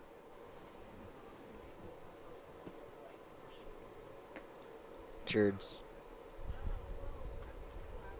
Only one extra base hit in his last 5 games, and that's been pretty rare for him as he's been piling them up in the early going of the season, and he'll take ball 4. So Richards is aboard. Still nobody out here. 2 runs have scored, 4 runners have reached, and only 1 hit in the inning, and that brings up Brett Williams. I'll bring up a meeting to the mound. Now with Richards at first and Michelson at second, the Power looking to tack on more with Brett Williams stepping to the plate. For Richards, fun moment for him on Saturday. It was our Father's Day game with us not playing on Sunday. We observed Father's Day on Saturday, and Richards' dad not only threw out the first pitch, but participating in our chipping competition, and he won the chipping contest with one of the best chips we've seen all season long. If not the best, and he prided around the rest of the night with the Masters green jacket on, and I gotta say, he looked great in it. Yeah, and I've gotten a couple opportunities to talk with the Richards family, just a wonderful family, and see why Richards is just an excellent young man and in a great position to succeed in his next season with UNLV. But says Dad how often he golfs, and he says, enough to not embarrass myself on that chip. And he did much better than just that. Embarrass himself, he did not. Here's Brett Williams. He takes high. It's 1-0. Listen, we've seen some chips this year that have gone well over or under Rocky's head and still won. So it was nice to see a chipping competition over the weekend with some good competition between the dads. It was competitive. 1-0 pitch. Swing and a miss. 1-1.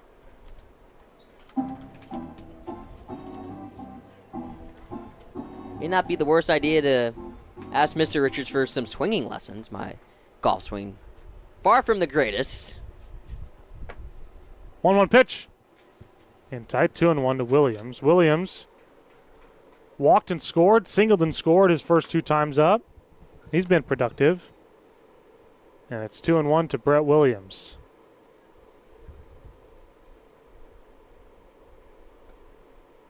And Sam, if this onslaught continues, I think it might be story time by the 5th inning tonight. 3-1. There's no mercy rule in CPCL, so we'll keep going on. And like you said, if it starts to become an avalanche, it might be a fun time for us in the booth. Swinging a high fly ball down the left field line. And losing it in the lights is the left fielder, James. So that will go down as another base hit. I can't believe my eyes here, Sam, with these pop-up for base hits. I understand losing it in the sun, but losing it in the lights, especially the lights here, aren't that bright, and they just beam straight down. So just lost sight of the baseball. And yeah, another defensive miscue for this Halos team. That's the 3rd one that won't go down as an error, but it'll definitely be a defensive mishap. Rodriguez takes down an end, ball 1. This Power looking to blow the doors wide open in this game, as the wind has done so much today here in our press box. It sure has. I mean, I feel like I'm going to blow over in here. 1-0 pitch. That one up high. 2-0 to Rodriguez. And these pitches by LaJoy, and for that matter, the entire pitching staff of the California Halos just have not been competitive at all. And just a struggle of command of the strike zone is leading to a different approach for the Halos in the bullpen. I'm not sure if you're seeing that over there in right field, Jack, but they got a live batter out there in their bullpen right now. How often do you see that? I have never seen that before. I have never seen that. So it's 3-0 to Rodriguez. Unbelievable. That one way high, not even close again. Ball 4. So they have walked in another run. It is 11-3 Power as the onslaught continues. Second RBI walk we've seen in this ball game.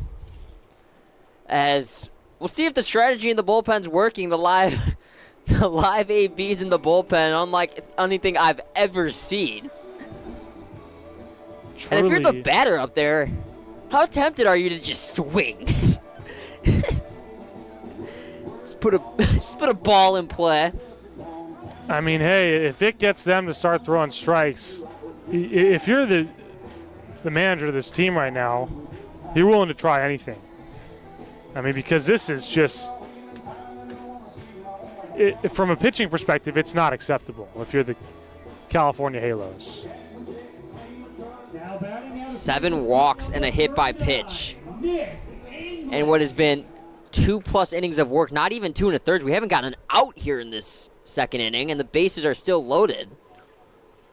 And I just still cannot believe my eyes of what I'm seeing in right field, Shaq. I can't either, partner. So, you guessed it. The first pitch is a ball. It's 1-0 to Nick English.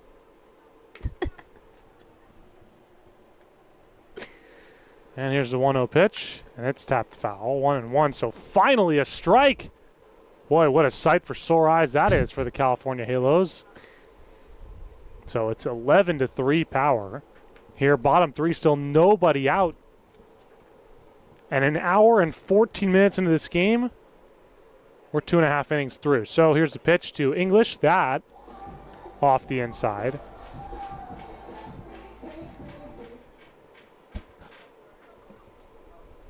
Nick English, who had an RBI walk already in this game, also a strikeout, is looking for his first hit of the game.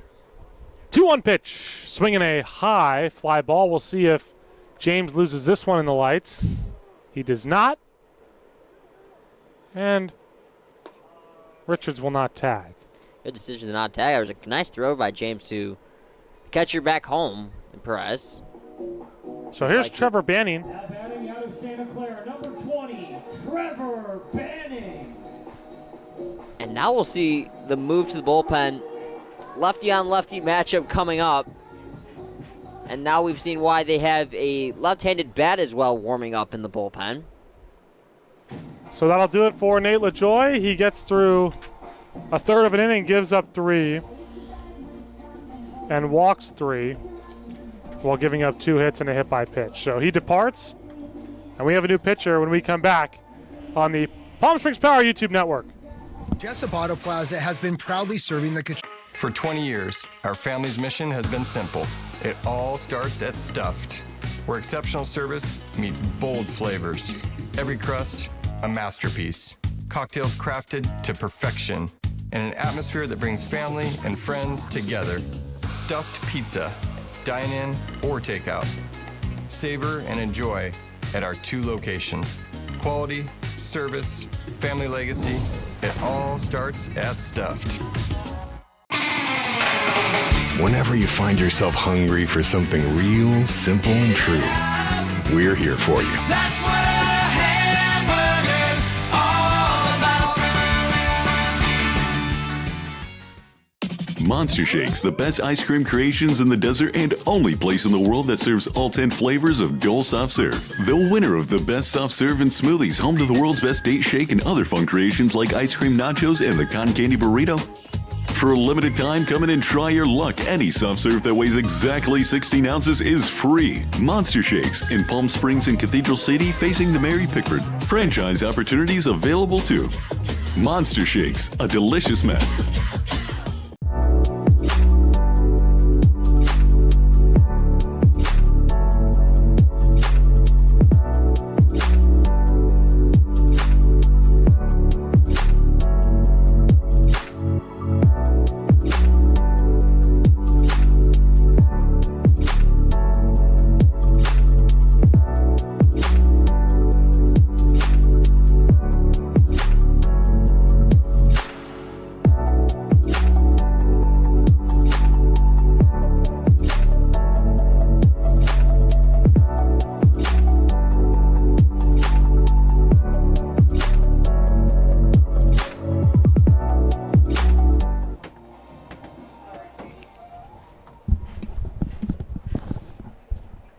Welcome back to lovely Palm Springs Stadium as it starts to cool off here in the later hours of the afternoon. Here's Trevor Banning, and he will face Santiago Ramirez, the 4th pitcher of the day.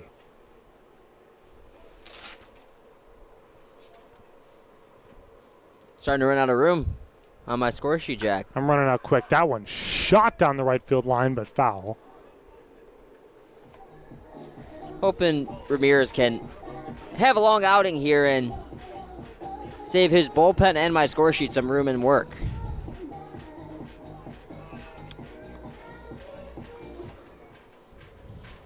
So Banning on the day is 1 for 2 with an RBI, a run scored, a base hit, takes off the inside. So it is 1-1 to Trevor Banning.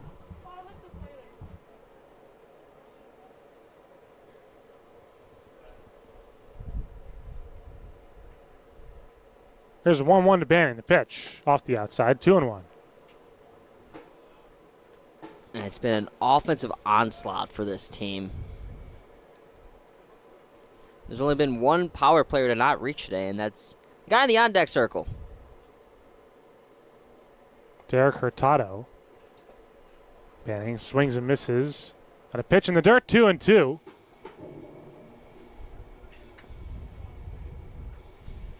Pair of RBIs for Banning and a run. He's had a good day, much like everyone else in this power lineup. Pretty easy to have a good day when you have 11 runs in the first 3 innings. Absolutely. 2-2 pitch to Banning. That one hits him. So I think that got his bat. No, it didn't. They'll say it hit him. Again, no challenging here at Palm Springs Stadium, and that will drive home a run. So Banning with another RBI. And everyone gets an RBI tonight. Here's Derek Hurtado. 3 RBIs for Banning. 3 different ways, a single, a sac fly, and now a hit by pitch. So Hurtado's 0 for 2 with a pair of strikeouts. Hurtado looking to find his swing here and get the offense going for the Power. Or get his offense going, I should say, for the Power, as he's the only one to not reach that. Hurtado's uniform is so baggy. He looks like Allen Iverson. Grounded to second base. Gomez throw to DeMello, not in time, and it bounces off his glove. So an infield single for Hurtado scores a run. So I gotta ask, it's gonna go down as a hit, but why did Gomez whip it to first base? There was no play. He was clearly gonna be safe, and he whipped it so hard at the first baseman it was just gonna go right through his glove. Beats me. So bases remain loaded for Amari Conley. 13-3 Power. As they are just pouring it on here. And everybody has now reached base. And everyone in this lineup, with the exception of Nick English, have reached base in this inning. How about this? Everybody in this lineup but the top 3 hitters have an RBI. Usually you expect your top 3 to be the run producers, but all 13 RBIs have come from 4 and lower in the order. Conley takes away, 2-0. So you thought the 6-run first could potentially be the highest scoring inning for the Power. They may quickly erase that theory in just 2 innings. Conley shoots this one foul off the netting, 2-1. Boy, he wanted that one. Conley's had a good day at the plate, and he wants to make it a great day by getting his 3rd hit.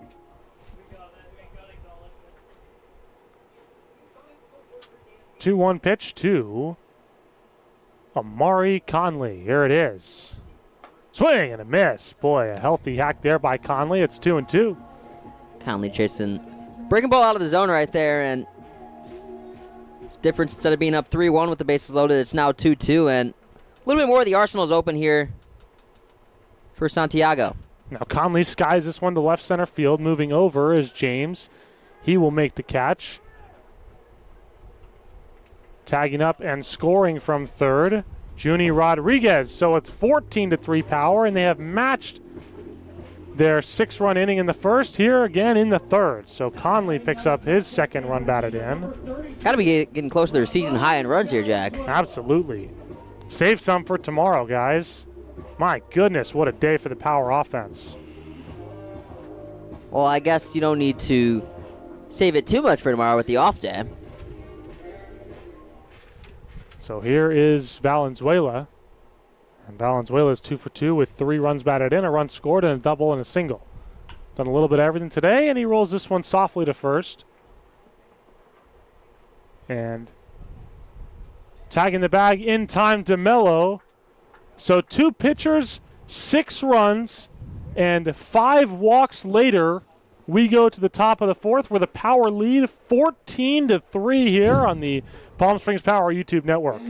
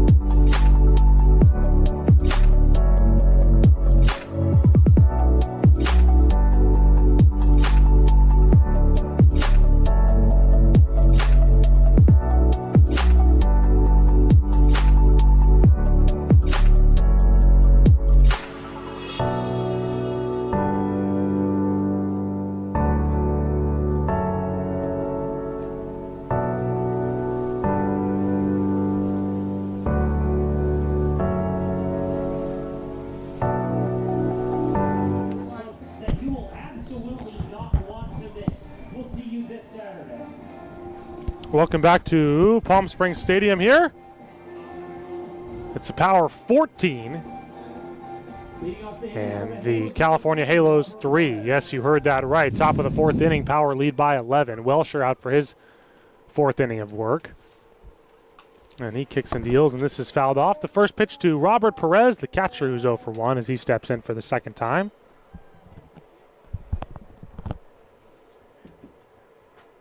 Welsher, with the run support he was getting, it looked like Cam Whitty was going to see some action, but this game no longer being a tight contest, they're going to let Welsher rock. And yes, although he doesn't have his best stuff tonight, his stuff still should be more than good enough to be able to produce a win here against the Halos with 11 runs of run support. 0-2 pitch, way off the outside. I mean, Sam, I don't think I've ever called a game where you were, as the visiting team, thinking about throwing a position player on the mound for the fourth inning. That one is skied foul. And I think the craziest part about all this is the Power have 8 hits, and realistically, they probably only should have 5. Absolutely. At best. 4 or 5. Yeah. And that's been the paradox for the Power this season, as here's the 1-2 pitch from Welsher, as that one is lined to right, falling foul. But for the Power this season, they've had a lot of hard hit balls just right at the gloves of opposing defenders.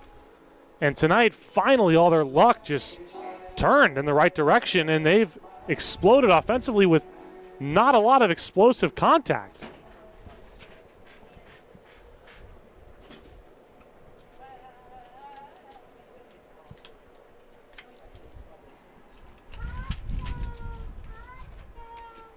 And that one is down low. 2-2, the count to Robert Perez.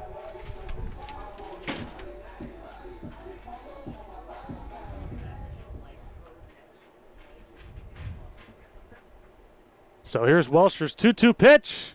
Swinging a foul ball. Perez stays alive. Got to respect the fight here, down by 11, Sam. Playing like it's a one-run game. Oh, for sure. And I like the approach here that every runner, every batter matters as if it's going to be the tying run. And you never know if passing the baton from one guy to the next to the next to the next can just create an avalanche and turn into runs. That one is down low, I guess. That one was on the outside, and a great call by the umpire. You look at our pitch tracks, and that one narrowly missing, but it did miss the zone. Great eye there from the umpire. Swinging a line drive and a base hit into left center field. Coming over to cut it off is Conley. Pumping the brakes at first, Perez. Base knock for him to lead off the fourth. And he also represents, I was going to say he represents the tying run his next go-around, but that wouldn't even be true. So up comes Charlie Pennington. And when you put it like that, that's shows you how far behind the Halos really are. It is 14-3 Power. Utter domination tonight through the first three. That's a line drive for Pennington. Base hit into right field. It's bobbled by Rodriguez, but pardon me, Hurtado. But now he throws back in cleanly. So 2 on quickly with a pair of base hits against Welsher. And even though the Power up big, it has not been Welsher's night, Sam. Oh, no, it has not. And for the Halos, you may want to consider putting Charlie Pennington into pitch because he's doing no wrong tonight. 3 for 3, 3 singles, 2 RBIs, and a run. So he's been their entire offense. Unfortunately for him, hasn't been able to get much help from the rest of the order. So here's Onaka, and he grounds this one to short. Could be a pair. Valenzuela Banning for 1. Back to first. No ball. Not in time. So they do get the runner at second, so a big out for Welsher here to at least get 1 out of scoring position. And now, after the fielder's choice, here's the beer batter. It's Dalen James. And that was a quick fielded double play. A nice hard throw there from Banning to have the throw beat the batter, but unfortunately went right through the glove of English. James takes a strike. It's 0-1. From Jimmy Welsher. James lines this one out towards right center field. This will get down for extra bases. Coming in to score from third, Robert Perez. Following him and rounding third is Pennington. He will score, and it's 14-5. A 2-run double for Dalen James. No beer. Yeah, the fans are really going to hate us, Jack. That's our bad. Chose the wrong batter for the beer batter as he gets his third RBI of the ball game. I don't know what you're talking about. You chose him. I chose him. That is all you, partner. I specifically remember you repeatedly saying, James. We wanted James, and that's lined right at Valenzuela, and they're going to double him up. And that'll end the inning. So Welsher gives up 2. He's given up 5 through 4. And yet the Power lead by 9. It's 14-5 when we come back for the last of the 4th right here on the Palm Springs Power YouTube network. Think of the highest quality you can imagine. Now, think higher. Hamburgers, all about. Thank you for calling the Sandwich Spot. Is this a sandwich emergency? It's a sandwich emergency! Great sandwiches made with love. The Sandwich Spot. Love all, feed all. Located in downtown Palm Springs inside of the Henry Frank Arcade. Jessup Auto Plaza has been proudly serving the Coachella Valley since 1938 as your trusted family-owned auto destination. Now, electrify your drive with the Valley's most extensive range of electric vehicles. Drive the Chevrolet Blazer, Equinox, Silverado, the powerful GMC Hummer, Sierra, and the distinctive Cadillac Lyriq. Silent power, bold performance. Electrify your drive. Jessup Auto Plaza. Since 1938, the EV brands you love, the family you trust.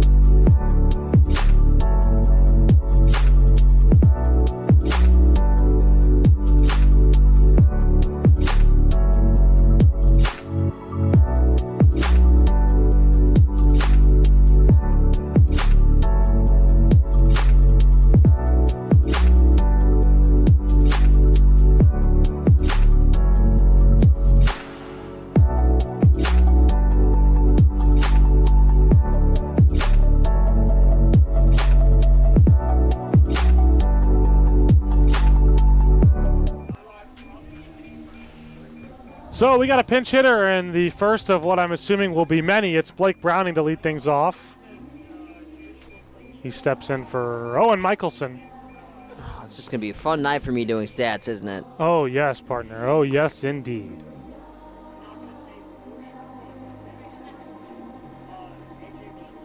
Oh, my gosh. It's only the 4th inning.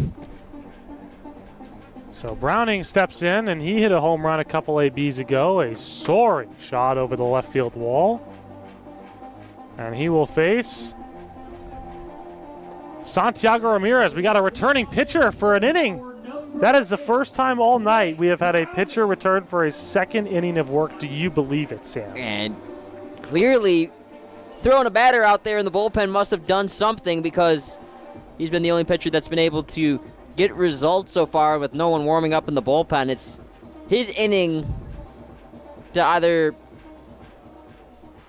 get even or get even worse, as you like to say. Where have I heard that before? So here's Blake Browning. I don't know what you're talking about. Browning, a righty on lefty matchup. AJ Bianchina is on deck. Good to see him. Browning takes a healthy rip. Swinging for the fence right there. It's 0-1. I mean, in an iron ball game, can you blame him? Absolutely not. He's shown off the pop before. Why not? Do it again. Get JG his own home run call. Another one. Yeah, I'd love to see it. Here's the 0-1 pitch to Browning, and he takes a called strike. 0-2. No one cares what part of the game the home run call comes in. It looks the same on the reel. Maybe hide the scoreboard a little bit. Got one earlier today, and in my first walk-off call in a PSCL game earlier today as well. That was a heck of a game. It's a heck of a call from you, partner, as well. Thank you very much. That one fouled back. It's 1-2 to Browning. That game, it was 7-1 going into the bottom of the 8th between the Grizzly and the Coyotes. The Grizzly were trailing And the Grizzly ended up winning that game on a walk-off base hit 8-7.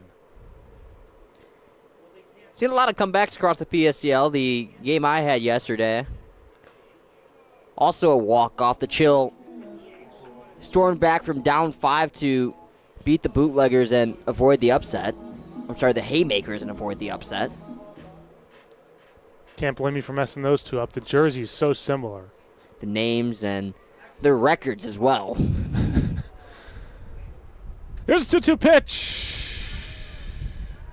Just off the inside. Boy, that one was close. 3-2. Good to see a sneaky second half from the Bootleggers, though, with the acquisition of Israel Garcia. Yeah, Israel Garcia, one of the key arms in the PSCL. 3-2. Lined, and if not for the netting, would have been right back at us. So I love you netting. 3-2 it remains. Yeah, we've had a couple close calls in the booth. I had an incident about 5 or 6 days ago where I'm up in the camera well trying to just fix our camera, and a foul ball comes right at me during a PSCL game, and I was able to make a nice play on it. Oh, really? 3-2, swing and a miss. He got him. So Browning down on strikes. We had our very own Vince Hesbrick on the call for that one, and he hears a bit of an ovation coming from the Grizzlies dugout and was a bit confused and asked me what was that about, and I come trotting in with a smile on my face and the baseball in my hand, and he's like, ah. There you go. Atta babe. Here's AJ Bianchina. It's the first catch of a foul ball I've made at any sporting event. Well, I guess the only sporting event would be baseball, but I guess I should say at any level of baseball event. This one is popped foul and out of play.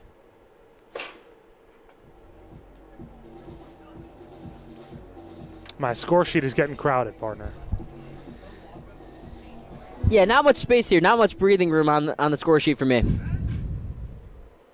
Not at all. So here's Bianchina, and this is another guy who needs a knock. He takes up and away, 1-1. Bianchina's batting average all the way down to 214 now. But in a no-pressure situation, might be a good spot for him to get a knock. Switch hitter is Bianchina, hidden from the right side here in this AB. And he taps this one foul. Bianchina had such a promising start to the year, so you know he's more than capable of putting numbers up and in bunches. Hoping for him to figure it out, and this would be a great situation for a confidence boost and to get a hot twig back up there and get back into the lineup. 1-2 pitch from Ramirez. Swing and a miss. Bianchina down on strike. So back-to-back strikeouts here to start off the fourth for Ramirez. Sam, you pitched. I didn't. How do you, in a 9-run ball game, stay focused and treat every at-bat as a pitcher when you're down by 9 like you would if it was a 1-run game?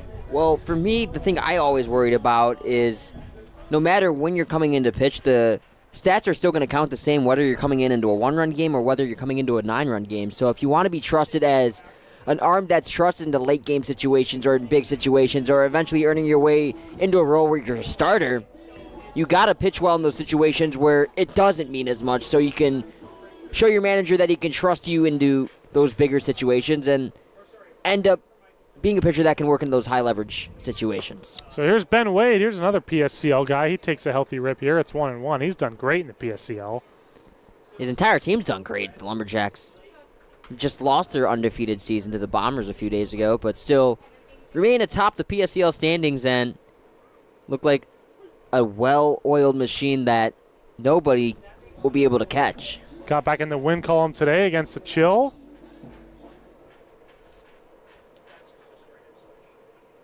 So Ben Wade, 1-2 pitch. That one off the inside, 2-2. How about this? The Halos get the first 1-2-3 inning for either side all day. Looking for their first 0 here.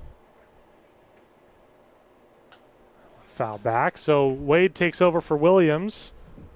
And Michelson, Richards, and Williams will get the rest of the night off. And that's huge, Sam, for the top talent on this team to get some extra rest. Yeah, well, now getting a full night off. Definitely getting a few innings worth of rest and essentially a full night off. On the ground to short, and the throw to first skips away. So Wade will reach on the E6. So just when we thought we'd have the first 1, 2, 3 inning of the day. No dice. Nope. Not exactly what's in the cards for here tonight. Not in the cards, indeed. You know what's in the cards, partner? Oh, no. A 15. So here's Junie Rodriguez. Here's something I'm sure you see in your cards a lot. The guy donning the number 23. Yeah. See a lot of 22s, 23s. Not in the dealer's hand, you don't. Here's Junie Rodriguez. So Rodriguez with his second lefty-lefty matchup of the night. Rodriguez has walked 3 times and scored twice. Excuse me, still searching for that first hit of the night, but You'll take the OBP walks. is still at 1,000. Absolutely. You'll take the walks where you can get him. Any way you can get on base. And Rodriguez has barely had to swing. 1-0 pitch, swing and a miss, 1-1. Those RBIs have produced walks, and now a game where the deficit is as high as it is, Rodriguez, as a hitter, you're up there to do one thing, and that's swing the bat, and he hasn't gotten an opportunity to do that. So, not that he's getting frustrated by earning himself a free pass, but it's up there like, come on, man, attack me. Let me get a pitch to hit. Rodriguez takes strike 3 called. So that will end the inning. You asked for 1, 2, 3. They go 1, 2, 3, 4. We go to the top of the 5th. The Power still lead by 9. It's 14-5 here on the Palm Springs Power YouTube network. There's something winning in the Agua. Catch all the action at 360 Sports at Agua Caliente Casinos. Watch your favorite teams on our giant wraparound screens. See live scores on the LED sports ticker. Win big with our bar top games and enjoy great twists on bar food favorites. And with 3 premier casino locations, 360 Sports is the ultimate fan experience. For more information, visit aguacalientecasinos.com. Across the Coachella Valley, you'll find our communities powered by short-term rentals. These rentals bring visitors and dollars to the region. Whether attending events, checking out the art scene, or dining at restaurants, when they spend money, we all score. The nearly $1 billion impact of short-term vacation rentals generates tax revenues that fund police, firefighters, education, and many other programs that improve our daily lives. To learn why short-term rentals are a grand slam for the home team, visit onecv.org. Shopping for car insurance is confusing. Holy cow. Great. Now we have a cow in our kitchen. Why did you say that? Because I don't know what coverage to choose. So just say the State Farm jingle. A State Farm agent can go over all your options with you and help choose coverage that meets your needs. Dude, cow, could you move? Like a good neighbor, State Farm is there.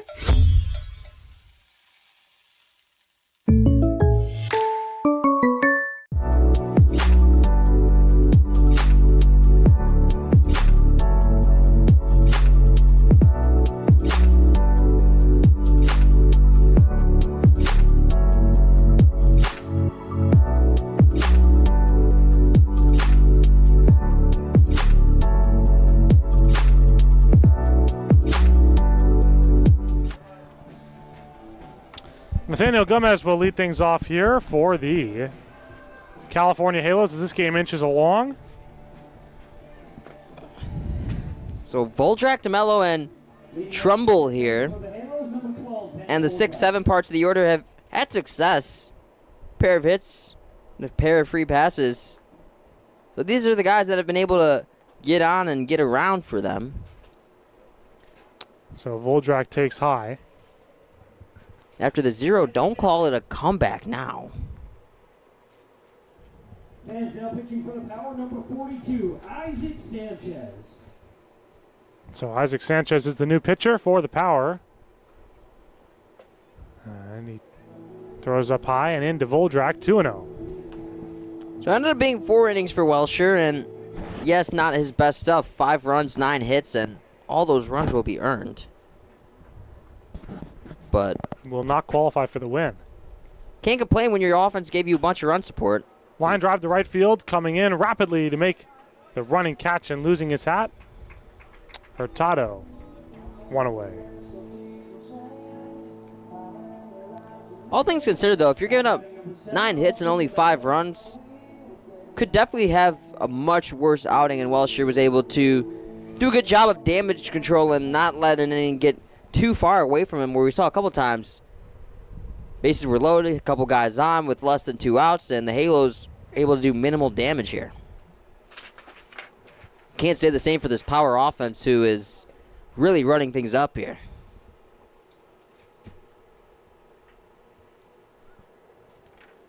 So here's Aiden DeMello.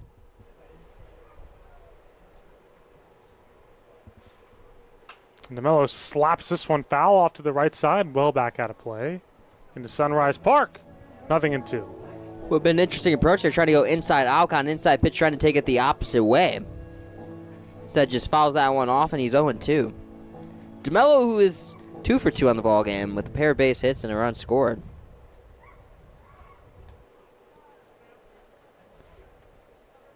DeMello fights this one to right. Coming in to make the catch. Hurtado once again, 2 down. Busy inning for Hurtado.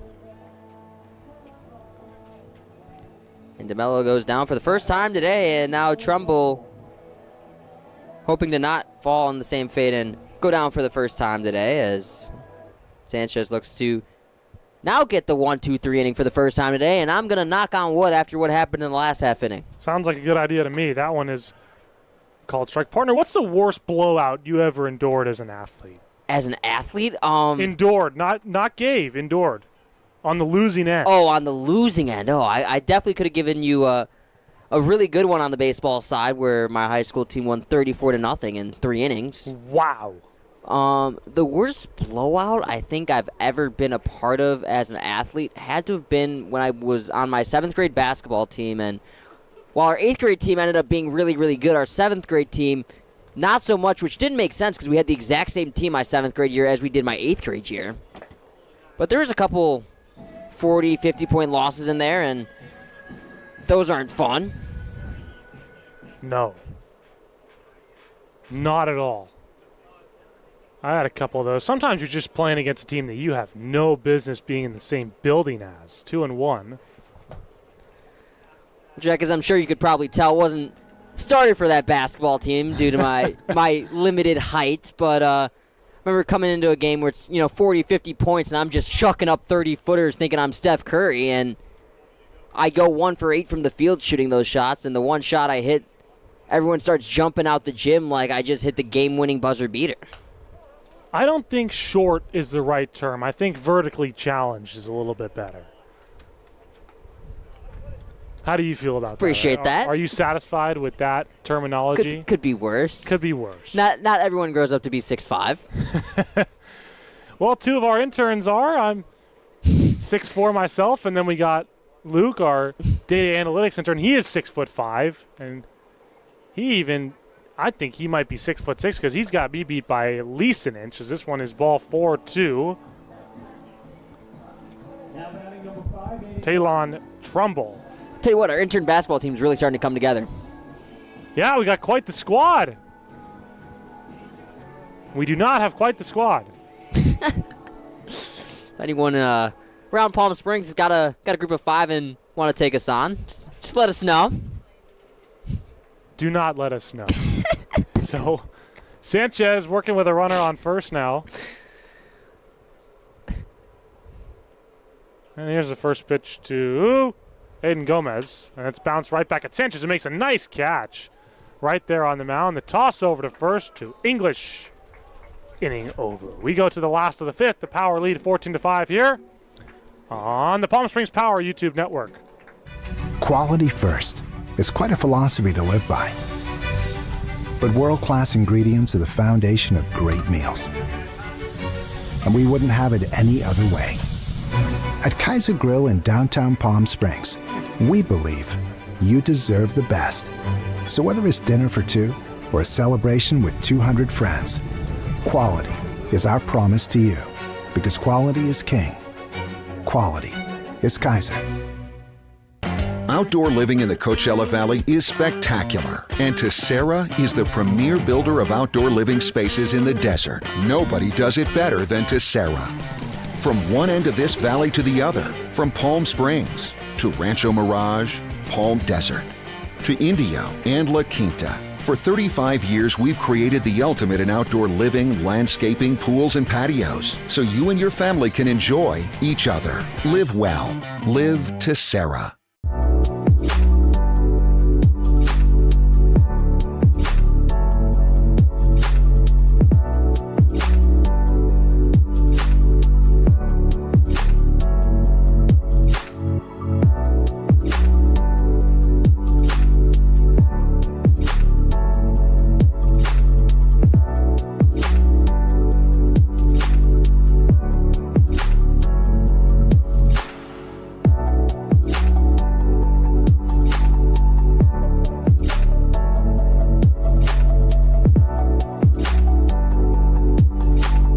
Quality first is quite a philosophy to live by.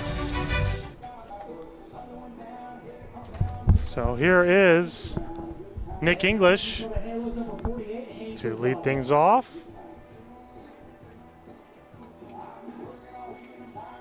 In the home half of the fifth, where the Power lead 14-5. And it's yet another arm for the Halos coming into the ball game here. Hank Rosati, who we've seen here before at Palm Springs Stadium, getting another inning of work.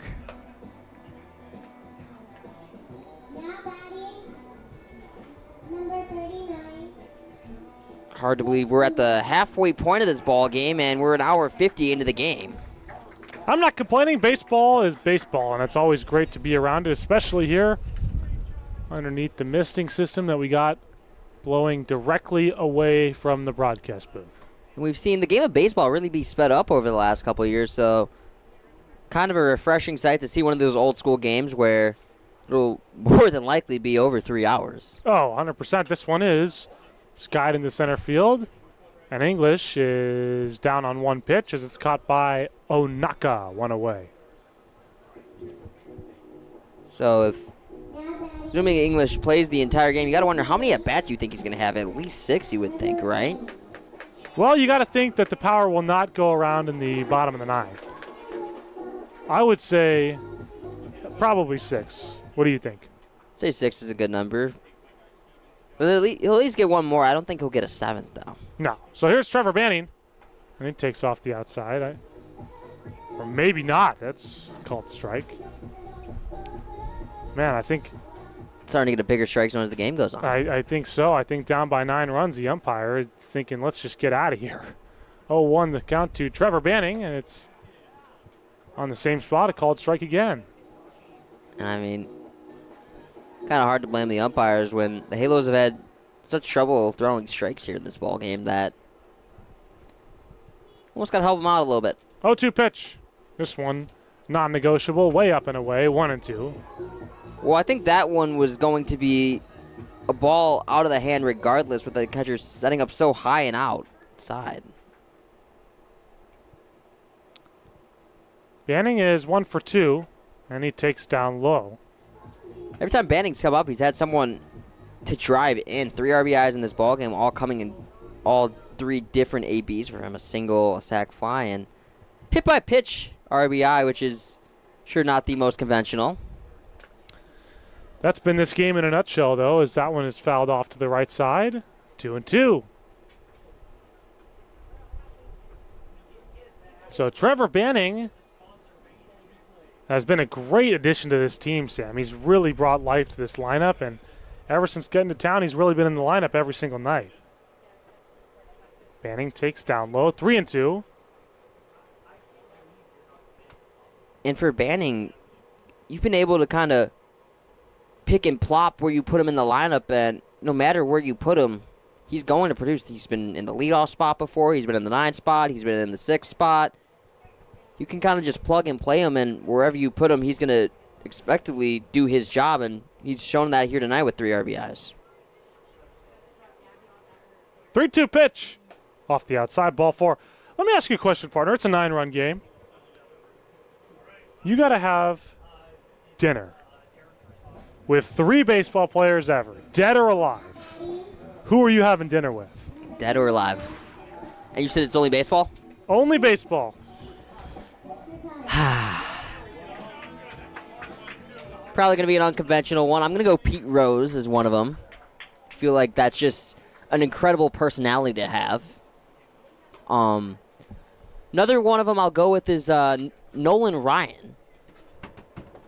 Guy who used to pitch on this mound here. I like the fiery guys. I like the guys who will bring a competitive nature to it.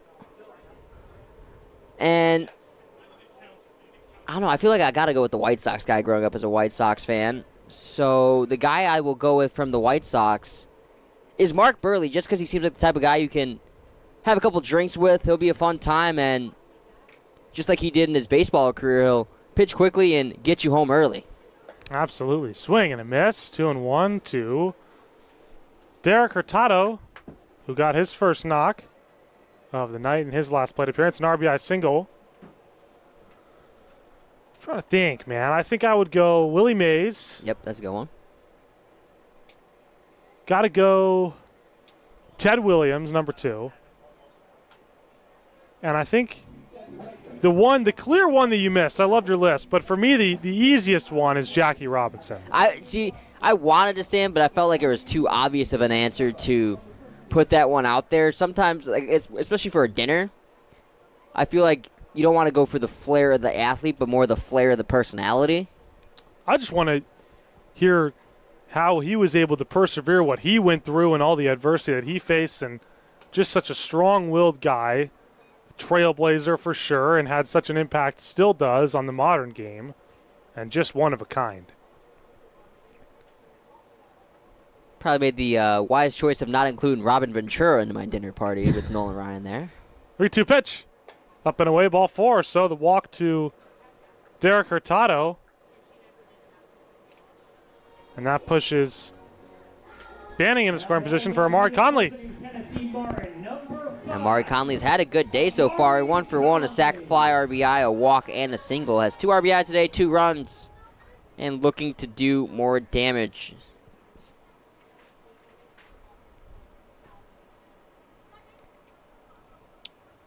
So here is Conley, and he takes way high, 1-0.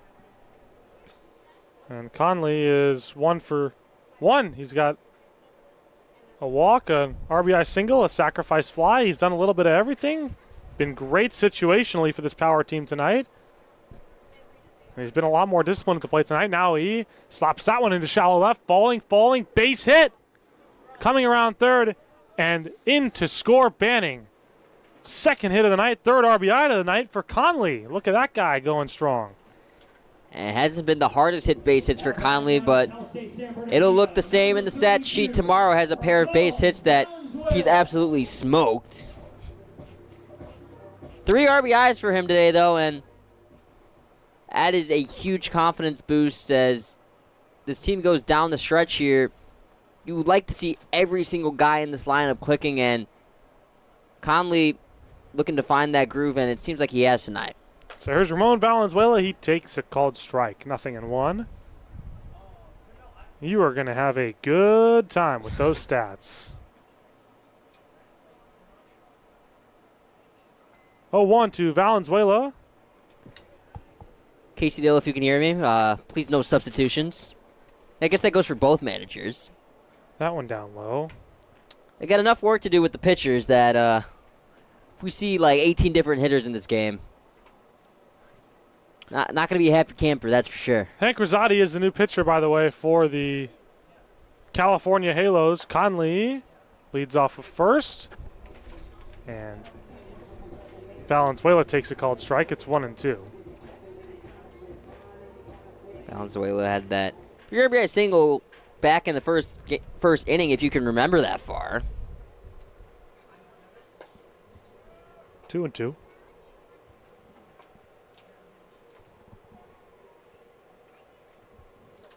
Valenzuela selfishly hoping for triple or homer here to really put him on cycle watch.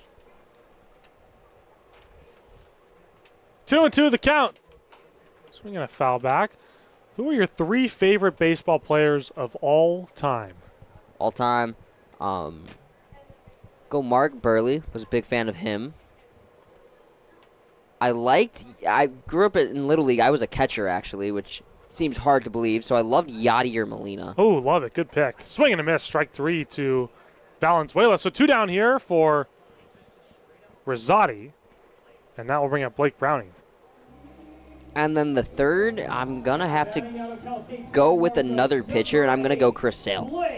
Great pick. Great White Sox. Great everywhere he's gone. Chris Sale, an all-time legend. Still producing the ripe age of 38, and he's throwing better maybe now than he ever has. Like a fine wine. And I think the greatest argument about Chris Sale is his entire career he was told his pitching motion, his arm slot, it'll never work. It won't work long term. It's something just unsustainable. And he's done what everyone has said he couldn't and has turned what seemed like was going to be a short career but effective career into a long career, a Hall of Fame career, and building upon what has already been an illustrious career so far this season with the Braves, who are one of the best teams in baseball. How about you, Jack? Who do you got? Man, Brandon Belt, number 1. This one is skied. This conversation will have to wait. Perhaps as...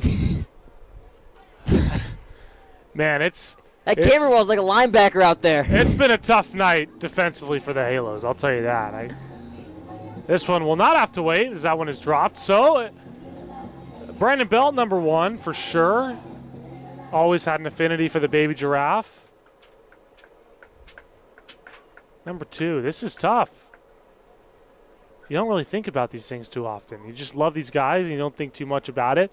I would say I always loved Miguel Cabrera growing up. Absolute stud. Great human being. As a White Sox fan, I couldn't because he'd just kill us every time. A great player. So Miguel Cabrera, number 2. 3-1 pitch. Make that a 2-1 pitch off the outside. Ball 3. And number 3, Dwayne Kuiper. The second baseman, best known for having 1 career home run with the Cleveland Indians and San Francisco Giants, and the now legendary Giants broadcaster of 30-plus years. That one called strike 3 and 2. It's definitely a good shout. Love Dwayne Kuiper. I'll throw my hat in the ring for a random baseball player that I always loved. It was Adam Engel from the White Sox. I good player. Felt he should have been a Gold Glover at least once. Swinging a line drive base hit for Browning. That one almost took out Hurtado, who will score. And it's 16-5 Power as they just continue to pour it on. So an RBI knock for Blake Browning. That's good to see from him, Sam. Yeah, but for Hurtado, it was a little bit scary seeing that one come right back at him. Had to put a pause into his run. He just put his head down, started running, then he looked up and said, uh-oh, baseball, I got to stop. That would have been a painful out number 2. 2 down here. Bianchina takes a called strike. I love AJ Bianchina's walk-up song. It makes me feel like I'm on an island in Hawaii. Definitely not sipping on a pina colada. Hanging out on a lounge chair. 0-1 pitch off the outside. Palm Springs ain't so bad, though. Love it out here. Especially on $6 margarita night. $6 margaritas here at the ballpark. Cannot relate. I'm 19. 1-1 pitch. In there, called strike. And I would hope there would be no broadcast booth margaritas, but with the crew that we've got up here, you just never know. What's that supposed to mean? I'm only kidding. 1-2 the pitch. Bianchina slaps it foul. We got a great group, Sam. No, we really do. No Harry Carey's up in there? No. We got Stephen Buxton, Vince Hesprick. I think Stephen Buxton's as close as we're going to get, though, for his amazing 7th-inning stretches that he's had. Man, you and him together. Stevie Wonder and Paul McCartney is that one. The bat is just ripped over towards the Halos Doug. And Bianchina says, hey, my bad, dude. And his bat, it was indeed that. Not something you want to see flying at you. The Halos trying to ensure that doesn't happen again. Give Bianchina some of their pine tar and say, keep a little better grip on your lumber next time. Here, dude, take it, please. Clearly you need it. 1-2 the count to Bianchina. From Hank Rosati. Pitch, swing, and a pop-up. Foul, back out of play. Hauls it off, stays alive, but most importantly, keeps the bat in his hand. Most importantly, indeed. 11-run ball game. The last thing anyone needs is an injury. 1-2 to Bianchina with 2 down. Conley off of second. Browning off of first. Ready to go at the crack of the bat with 2 down. That one off the outside. And Sam, 2 balls, 2 strikes, 2 down. What would our friend Ethan Oliveros say? Especially with 2 on. Deuces are wild. 2 already across in the inning. Power looking for their second win in 2 days, as that one is low and away. 3-2. So Deuce is no longer wild here. It's for AJ Bianchina. I think the real question is, when does E get that trademarked? He's been talking about it. He really should. 3-2 pitch. Runners go. That is low. Ball 4. So Bianchina walks. And the bases will be loaded once again. This time for Ben Wade. Good to see this guy getting some reps. Yeah, that's a great at-bat for Bianchina, too. That's a good maybe bounce-back at-bat for him after striking out his first go-around. It looked like he was on pace for another strikeout. Was behind in the count 1-2 and able to work back and work his way onto the base paths with the walk. Ben Wade reached on an error. His last go-around is looking for a base hit here. That one is high. It's 1-0 to Wade. For Ben Wade, exciting opportunity for him coming up on the 4th of July. He'll get to play against many of his Power teammates, and game he'll likely be playing in the PSEO All-Star game. 1-0. Swinging a line shot, foul off the bleachers. Expect to see him and quite a few of his Jacks teammates there. They've had a great year. And that's one of the most fun nights of the year here at Palm Springs Stadium. It's a bit of an earlier start time, but makes way for our illustrious fireworks show. Post-game festivities, in-game festivities, pre-game festivities, you name it. 4th of July baseball, what's a better combo? Especially in the nation's best state. Swing and a miss, 1-2. Celebrating America, 250. No better place than Palm Springs Stadium to join us, have a good 4th of July, and really looking forward to that ball game here, but also looking forward to some of the ball games here this weekend. Micromania night on Saturday. That will be a fun one and should be one of the more fun games across the CPCL and here at Palm Springs Stadium this season. Boy, are we excited for that one, as this one's fouled off. So that will not be the next Power game, but the one following. It'll be Saturday night. Rumor has it Jack Glennon will be taking the ring. Rumors are wrong. 1-2 the count to Ben Wade. Swinging a high but not deep fly ball coming in. Onaka makes the catch. The inning is over. We go to the 6th. The Power lead. Get this, 16-5 when we come back on the Palm Springs Power YouTube network.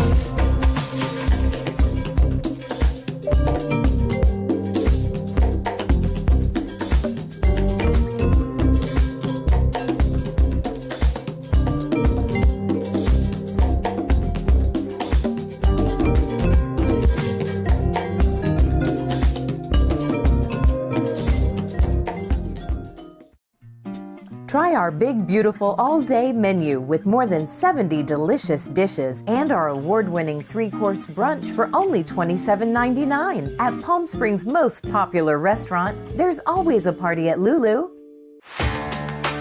Whether you're building, landscaping, renovating, refreshing, or simply researching, rent the right size tools for your size jobs.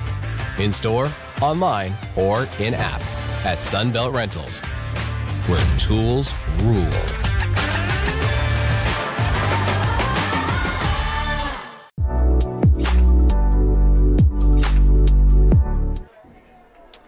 So here is Javier Vasquez to pitch the top half of the 6th for the Power. And it'll be a pinch hitter for the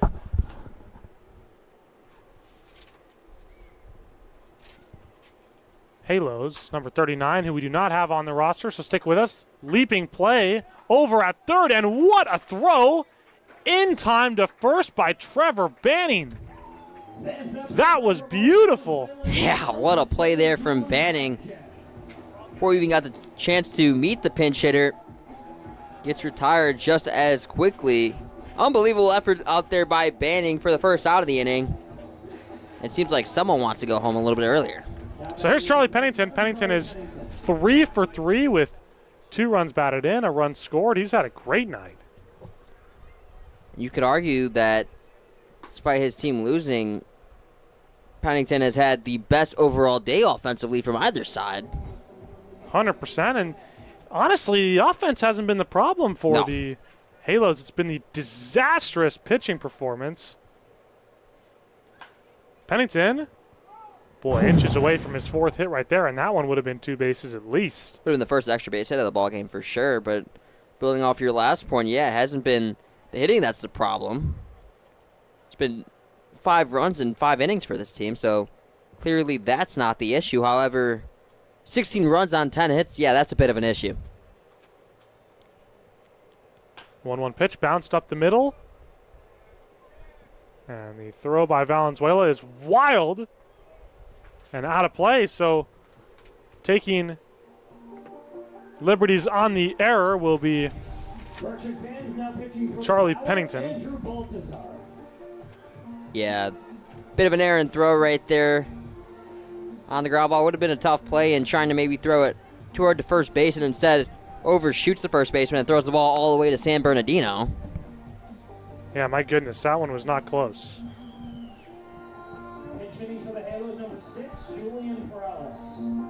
So here is Julian Perales as a pinch hitter for the Halos, and Perales takes low and away, 1-0. Clearly we didn't hear me when I said earlier that we don't need any more substitutions in this game, but I digress. It's 16-5, partner. It's the type of game where you're going to see hitters pitch and pitchers hit. Swing and a miss. 1-1 to Perales. Correction, is not Vasquez pitching, it's Andrew Baltazar.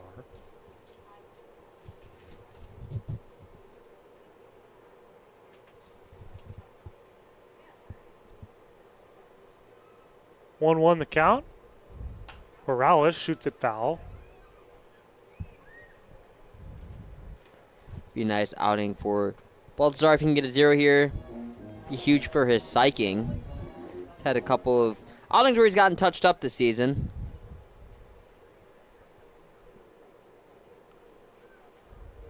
One and two from Baltazar. The pitch high, and it gets away from Ben Wade. And scooting over to third on the play is Charlie Pennington. I'm wondering, did Wade maybe get crossed up there? Was expecting a different pitch. He looked a little bit flustered. And yeah, I think indeed that he did get crossed up, because Wade's now going to call a meeting to the mound just to maybe discuss pitch signs and what went wrong in the communication right there. So Wade does call a meeting. Chris Gomez will come and talk to the home plate umpire.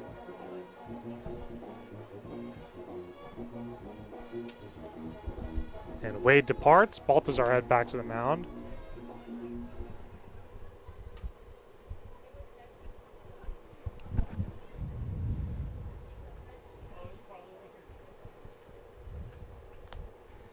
Perales steps back in.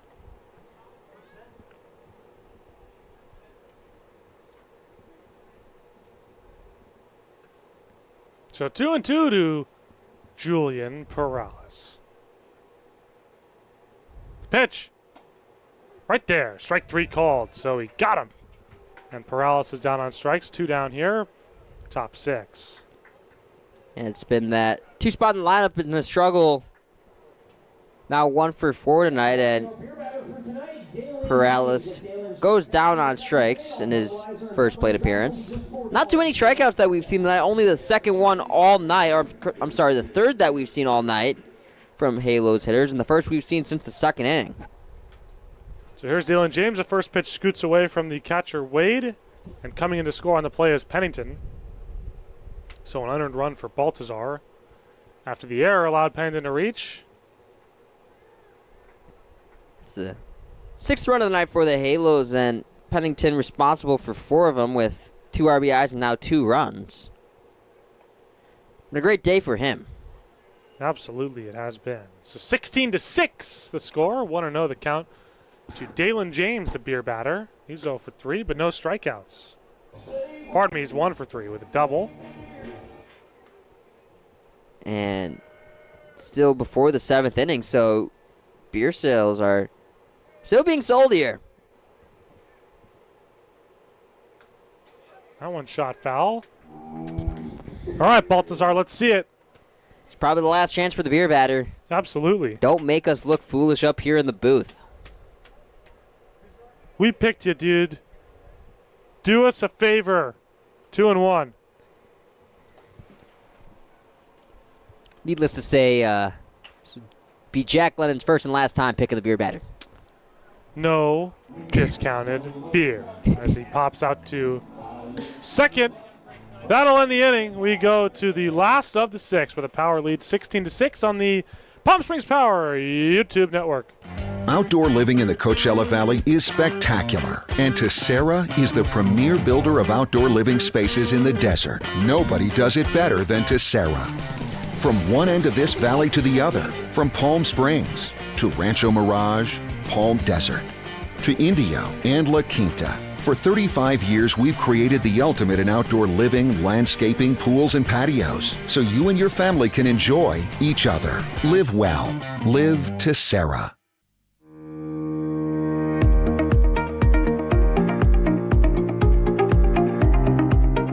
Hello, Power Baseball fans. At SBMP Attorneys, we believe in the power of community. And that's why we proudly support the Palm Springs Power, our hometown baseball team. After a memorable championship season in 2024, capping off the team's 20th anniversary, we're all very excited about the 2025 Power team. SBMP Attorneys and the Palm Springs Power are 2 teams that are committed to excellence, community, and the spirit of winning. We'll see you all at the ballpark.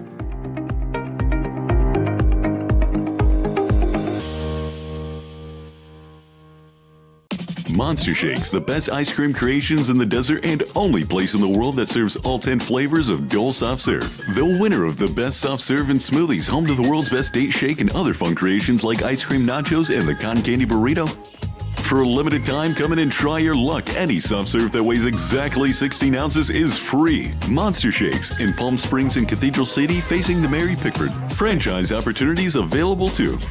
Monster Shakes, a delicious mess.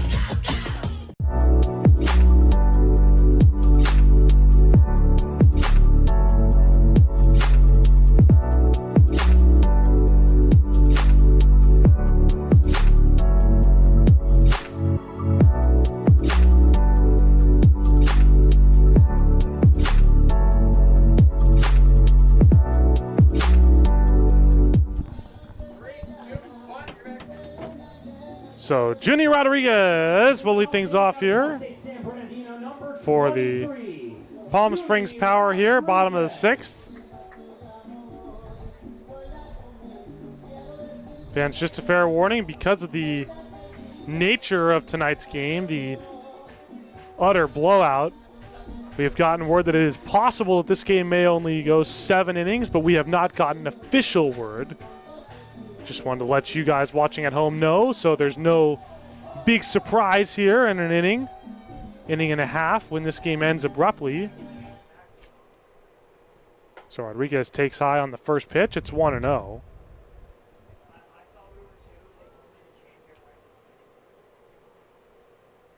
So we'll see if that's indeed the case. And you've been talking about all night how it's kind of felt like a PSEL game, how sloppy it's been, and really would be true to being a PSEL game if we indeed only did go 7.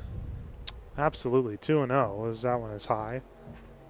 I will say the quality of play in the PSCL has greatly improved since the opening day. Oh, yeah, the pitchers have gotten much better. And the games, especially at least for me, the second game of the afternoon, just for whatever reason, has been immensely more entertaining, and it's usually a close game, as that one's a foul ball just shy of the booth to our left, and I thought Vincent Hesberg might have had to play right there. I thought he had a chance at it. He didn't even move. Stone cold. 2-1 to Junior Rodriguez. You can tell he's caught a foul ball before. Unfazed. I'm impressed. 2-1 the count to Rodriguez. Pitch is shot down the right field line. Foul. No, I think the real question is we saw Ethan Olivares here earlier today. He's been itching for a foul ball and was wondering if he'd maybe on his off day get a chance to make a play on one, and so far haven't seen him be able to do so. Where did he go? Where is he?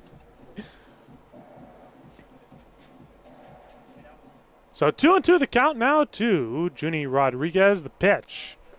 Up and away. 3-2. So on deck, it'll be Hurtado. Scratch that Nick English. Long at bat for Rodriguez, looking to win it here. 3-2. Off the outside. Ball 4. So Rodriguez takes his base. Get this for the 4th time tonight. 4 walks. Yeah, that'll certainly help the OBP. But Rodriguez has got to be up there in the box. Wondering, am I ever going to get a pitch to it? I mean, the guy must feel like Barry Bonds. Rodriguez coming in, and I had a 512 on base average, and 4 walks certainly doesn't hurt. That one up high to English. It's 1-0. Yeah, somehow, some way, already OBP above 500 going to get increased tonight. Speaks to how consistent Junie's been all season long. So let me ask you this. Broadcaster to broadcaster, partner to partner. Who got you into broadcasting? Who was your inspiration? It's hard to say there's just one. Growing up, I always loved Hawk Harrelson as a White Sox fan, but I think as I matured more and kind of understood what it takes to be a great broadcaster and to be one of the best, fell in love with Bob Uecker, the late Milwaukee Brewers announcer. Had a lake house, or my buddy had a lake house in Wisconsin. I'm not going to say I did. I just am up there so much that essentially a second home for me, and would go up there and just listen to Bob Uecker on the radio because he's a legend out there, and he was just one of the best, just a witty baseball personality, and just really brought the game to life. And oh my goodness, what a sword. Yeah, that one almost hit Nick English, so it's 3-1. Say him, and then I wouldn't say a broadcaster as an announcer, but just a TV personality. I loved Dick Vitale and Lee Corso. Those were a couple of the personalities on television I also really loved growing up. Swing and a miss, 3-2. Absolutely. I mean, I got to go with the great John Miller. John Miller, one of the all-time best. Vin Scully, although it's hard to measure up, obviously, to anyone of those guys, any of these guys really that we've mentioned. There's ball 4. Al Michaels, an all-time great. I got to say Joe Buck's really grown on me over the last 5-10 years. But I'm also going to the hockey route, big fan of Pat Foley, who just recently retired. He was as good as anyone, in the tandem of Hidden and Eddie Olczyk was just absolutely amazing television. Jim Nance, all-time legend. recently retiring from March Madness. That broke my heart.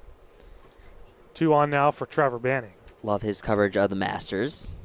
Hello, friends. There's a called strike to Banning on the outside corner. It's 0-1. Talking about the Masters, golf's so prevalent in this Palm Springs community as well, known as one of the golf capitals of the world. And so prevalent in the world of golf that one of sports' greatest athletes and greatest golfers, and Michael Jordan, owns property out here in Palm Springs just so he can go out and get a round of 18 and whenever he'd like in some of the best courses across the country. And please tell me you think Michael Jordan's the greatest basketball player of all time. I'm from Chicago, man. Come on.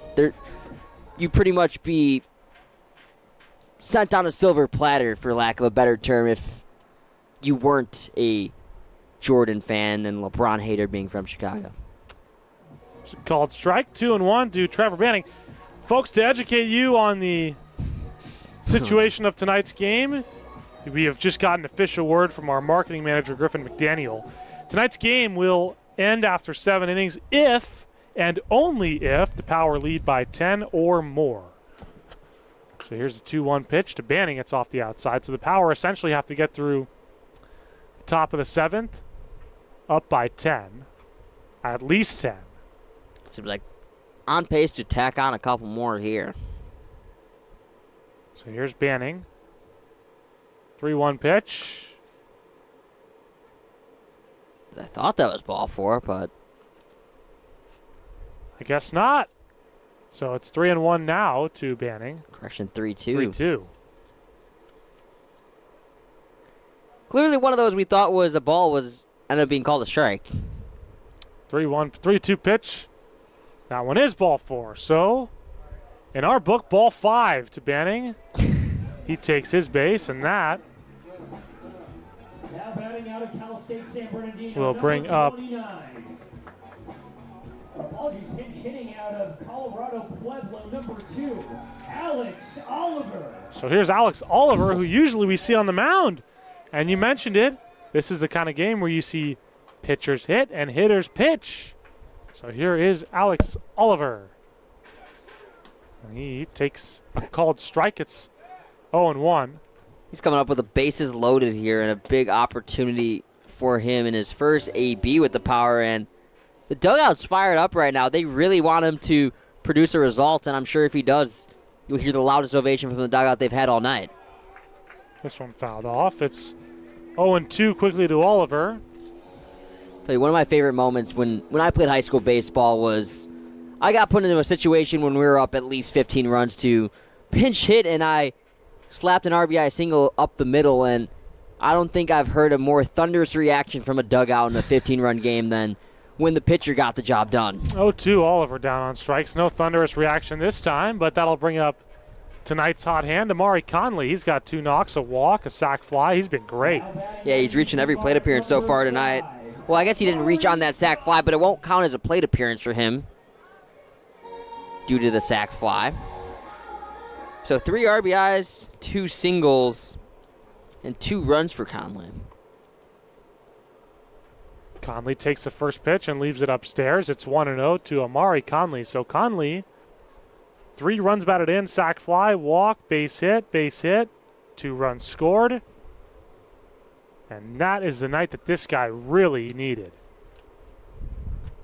So the 1-0 to Amari Conley. The pitch is in there for a called strike, 1-1.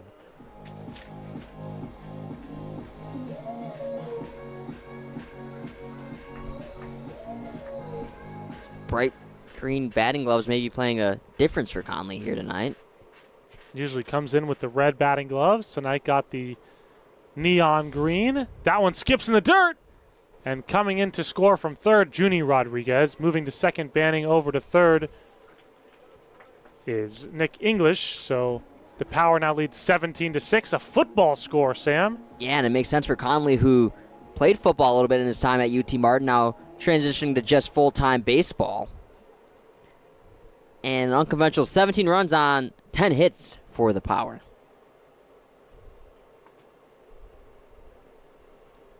Holding an 11-run lead and hoping for Amari Conley to drive in a few more runs. Would love for him to clear the bases on a base hit. Now that one up and away, 3-1.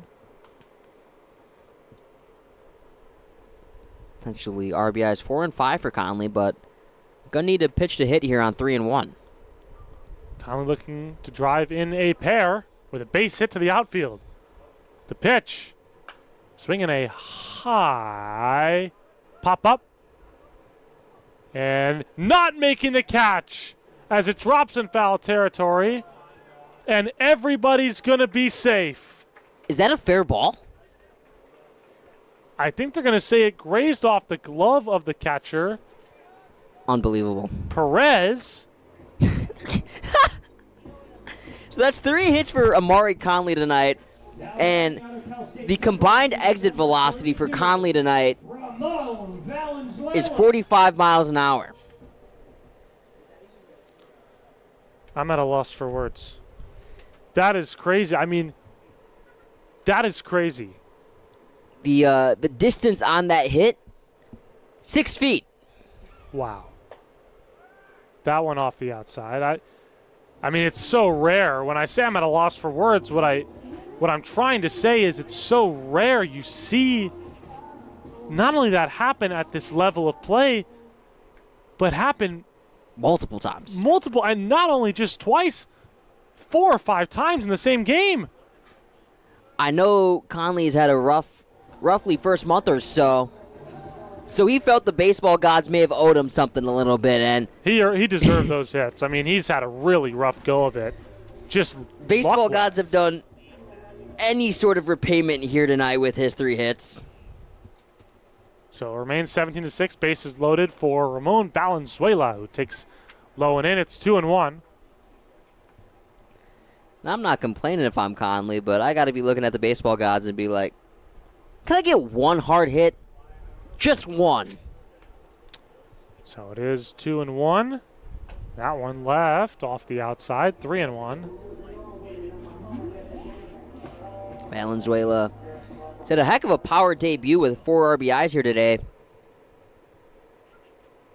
I'm sorry, 3 RBIs. 3-1, foul back, 3-2. Looking for RBIs 4 and 5 here, and how about this? The 8 and 9 parts of the power order. 4 RBIs for Conley and 3 for Valenzuela. So production from everyone in the lineup, but especially the bottom 2, who have combined for 7 of the 17. 3-2. And it's low and in, ball 4. So the Power now lead 18-6. They have tripled up the visiting Halos. They've tripled their score here. How about this? It's been an absolute beating by the Power, and they still have bases loaded. So bases remain loaded here for Blake Browning, who already had an RBI single in the 5th. And the only parts of the lineup here for the Power that haven't had an RBI today is the 2 and 3 spot. And that's the spot you'd expect to maybe produce the most amount of RBIs in your lineup is the 2 and 3, well, other than maybe your cleanup hitter. Especially when you come into the game 2 and 3 with Richards and Brett Williams. Oh, for sure. Now, their day was over after the 3rd inning, but still, you'd as was the Halos. My goodness. The inning was kind of over for everybody by that point.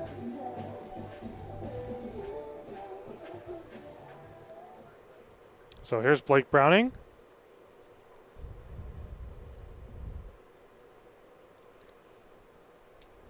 And Browning is 1 for 2 with an RBI knock and a strikeout.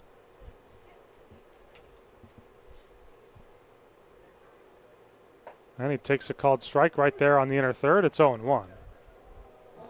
So I know this was the former spring training home of the Angels. As I actually got to check out Angel Stadium last night, and it got me thinking, what are the odds we can get like a rock pile or something out in left center field? I feel like that'd be cool. You'll have to take it up with Andrew Starkey. There's a swing and a miss, nothing in 2. I'm sure he'd love that idea. With it being the old Angels facility, gotta pay homage to them somehow, and I feel like that'd be a cool way to do it. Get the fire on the rocks and everything like they do. 0-2 with 1 away to Browning, and he fouls that one right back off the netting. And I think no one better to build the rock pile than Caden Richards. I've been talking to him the last few days and talked to him after the game on Saturday after Father's Weekend. He was just hanging out by the dugout. I'm like, what do you got going on over there? And he was building a sandcastle in the third base dugout because the game was such a blowout. Wanted to find something to do, and after he got taken out in the third inning, he's like, okay, I got some time to kill here today. What should I do? And he goes back and is building up even further on that sandcastle. He might have gotten destroyed, actually, after Saturday, so had to rebuild and retool, and we'll see if this sticks for Richards and it becomes a season-long effort trying to expand his castle even further. Well, he's certainly done so at the plate, as that one is called strike 3. Browning down on strikes for the second time today. And that will bring up A.J. Bianchina, who's 0 for 1 with a walk and a strikeout. It's been 2 runs for the Power here, and the bases loaded for Bianchina to get his first RBI of the day and the first RBI from the 2 spot of the order. Bianchina takes up high. It's 1-0. Also been in the 5 plate appearances for the 2 spot of the order, this being the 3rd for Bianchina and the 3 for Richards. 3 walks.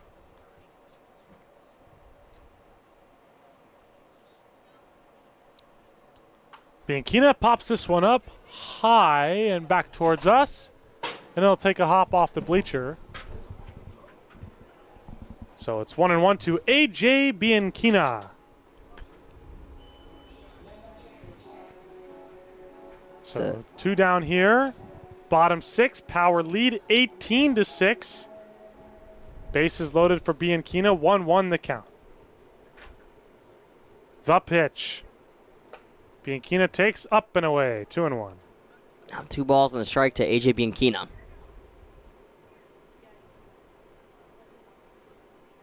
Base hit would do wonders for him and his psyching after it's been a pretty rough week for him. 2-1, up and away again. It's 3-1.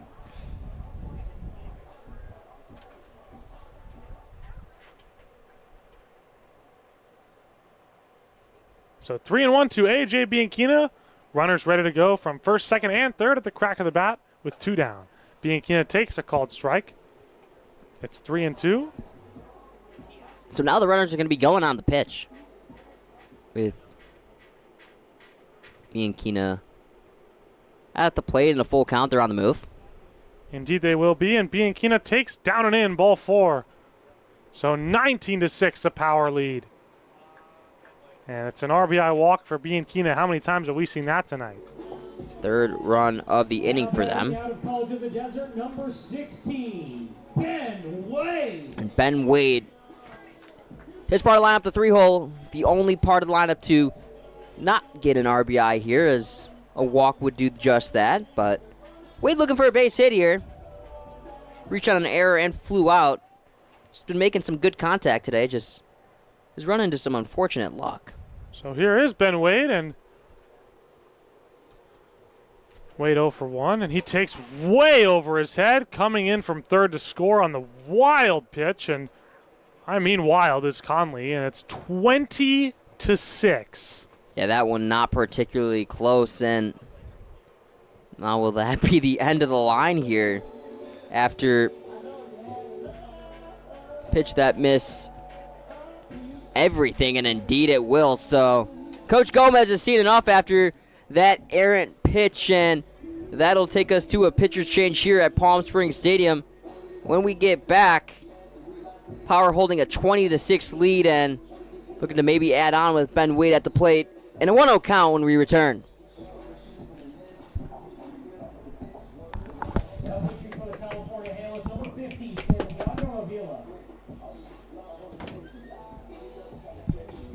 Quality first is quite a philosophy to live by. But world-class ingredients are the foundation of great meals. And we wouldn't have it any other way. At Kaiser Grill in downtown Palm Springs, we believe you deserve the best. So whether it's dinner for 2 or a celebration with 200 friends, quality is our promise to you. Because quality is king. Quality is Kaiser. Outdoor living in the Coachella Valley is spectacular, and Tessera is the premier builder of outdoor living spaces in the desert. Nobody does it better than Tessera. From one end of this valley to the other, from Palm Springs to Rancho Mirage, Palm Desert, to Indio and La Quinta. For 35 years, we've created the ultimate in outdoor living, landscaping, pools, and patios, so you and your family can enjoy each other. Live well. Live Tessera.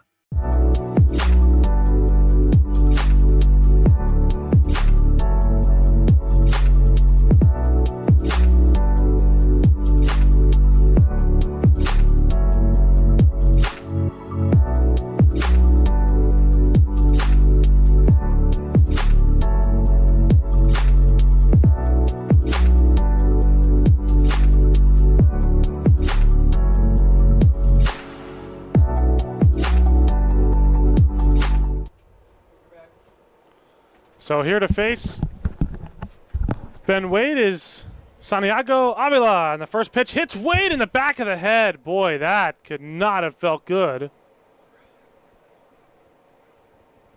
And Wade on the ground in pain, and the trainers will come out, and Wade will now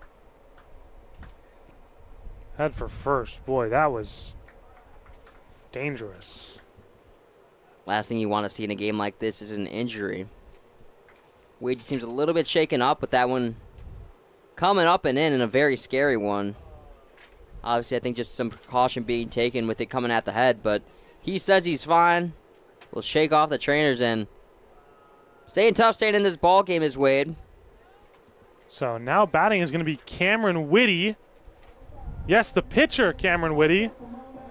Pinch hitting for Junior Rodriguez. Out of Westcliff University, number 4, Cam Whitty. I'm sure for Whitty at the dish after seeing that last hit by pitch on the first pitch by Santiago Avila, he's got to be a little bit rattled up there on the mound, or at the plate, I should say. Just got to be up there holding the bat. Don't hit me. Please don't hit me. Please don't hit me. Please don't hit me. No kidding. Boy, that one, I mean, that was scary. First pitch. There's a back pick attempt. And diving back safely, Ben Wade. 1-0 to Cam Whitty. Definitely a little close for comfort there for Wade.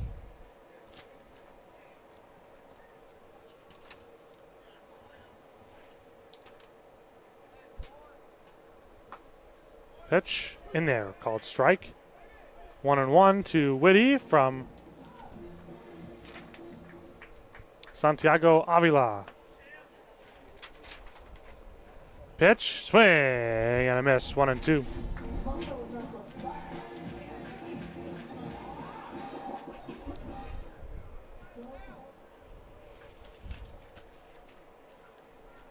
Avila's 1-2 pitch. Ooh, just off the outside. My goodness, that one was close. 2-2 with 2 down. Runners on every base. Power lead, 20-6. The pitch, foul back. And it remains 2-2.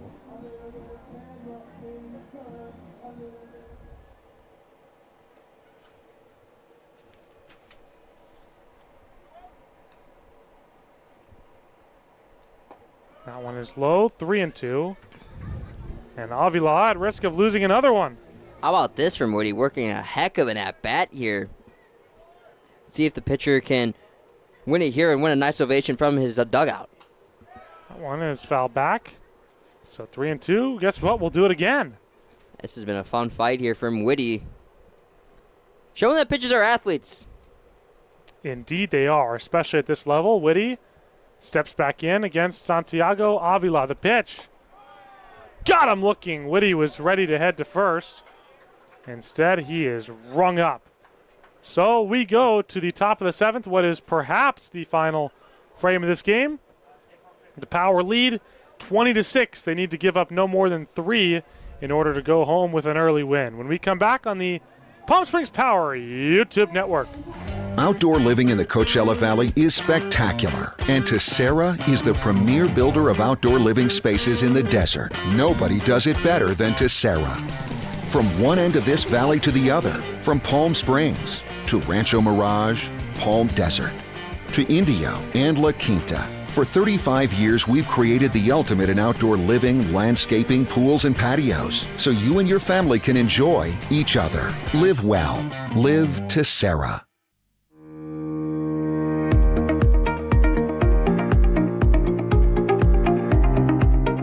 Hello, Power Baseball fans. At SBMP Attorneys, we believe in the power of community. And that's why we proudly support the Palm Springs Power, our hometown baseball team. After a memorable championship season in 2024, capping off the team's 20th anniversary, we're all very excited about the 2025 Power team. SBMP Attorneys and the Palm Springs Power are two teams that are committed to excellence, community, and the spirit of winning. We'll see you all at the ballpark.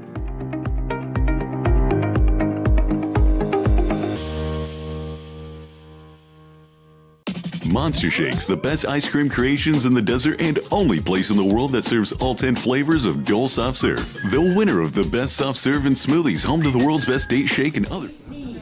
Javier Vasquez. So here is Javier Vasquez to try and close this baby out. He will face first. Now batting number 34, Nathaniel Gomez. Nathaniel Gomez. Definitely not a safe situation here, but I'd like to get a quick 1-2-3 and head home with a happy W. And up by 2 touchdowns. The Power trying to close this one out, and if they lead by 10 or more coming out of this half inning, the game will be over. And I don't think the Power fans will have any problem with that, Sam. Oh, no, not at all.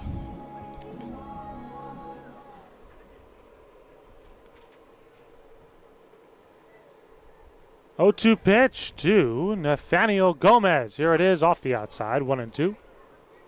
Bullpen for this Power team has yet to give up anything. No hits or runs allowed so far. The only blemish has been a walk. Or I'm sorry, there was a hit last inning. There's another one. So a base hit up the middle for Nathaniel Gomez. And the leadoff man is aboard here. Now batting number 12, Ben Voldrak. For the 4th time of the game. Again, it hasn't been the offense that's been the problem for the Halos at all. They've scored 6 runs in as many frames. It's been honestly the defense and the pitching. So here's Bennett Voldrak. And Voldrak takes a fastball for a called strike on the outer third. It's 0-1.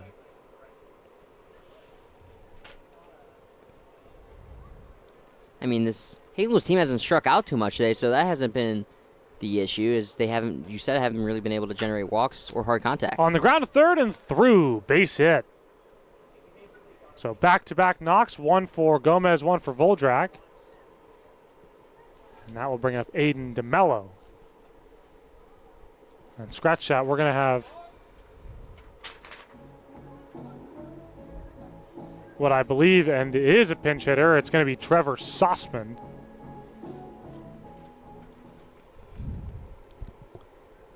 So DeMello's night ends 2 for 3 with a pair of base hits. And here's Trevor Sossman. Sossman swings and chips a foul tip into the glove of Ben Wade. Good to see Ben Wade out there for the 7th after he took one to the back of the head. That cannot feel good. So great to see him healthy. 0-1 to Trevor Sossman. Here it is. Swinging a high, pop-up but foul, backing out of play amongst the spectators. Nothing in 2.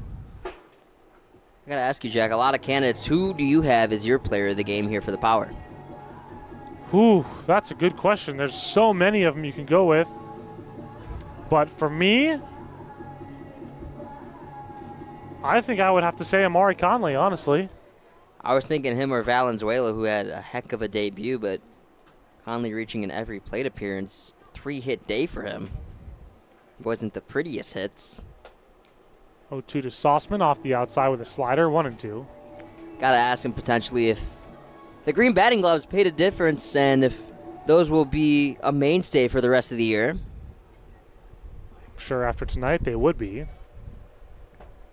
1-2 pitch to Trevor Sussman. Got him. So Sussman down on strikes. One away here, top 7. Power 2 outs away from finishing this game off. Now batting number 50, First. Santiago Avila. Santiago Avila, the pitcher, now going to hit. So here is Santiago Avila. Facing.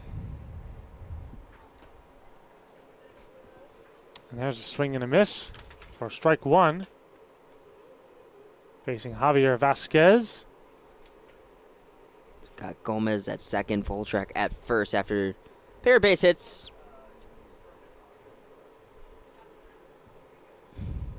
Oh, 1 to Avila, swinging a ground ball, just foul off to the left side, nothing in 2. So Vasquez, a ground ball away from getting the power out of this game and home with an early win.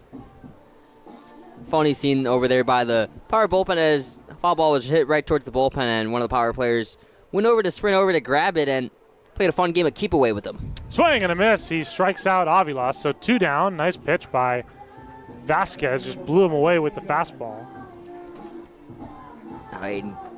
Gomez, last chance here to salvage this ball game. And if I'm Gomez, man, I'm swinging for the absolute fence. They're down by 14. In all likelihood, about to get mercy ruled. Here's a pitch by Vasquez, and it's off the inside, 1-0. And I'm seeing if I can get my lick in. This just goes to show how crucial the walks can be in a game, because the Halos actually have 12 hits in this game and are out hitting the power. But you wouldn't think that by looking at the scoreboard. That one is hit high.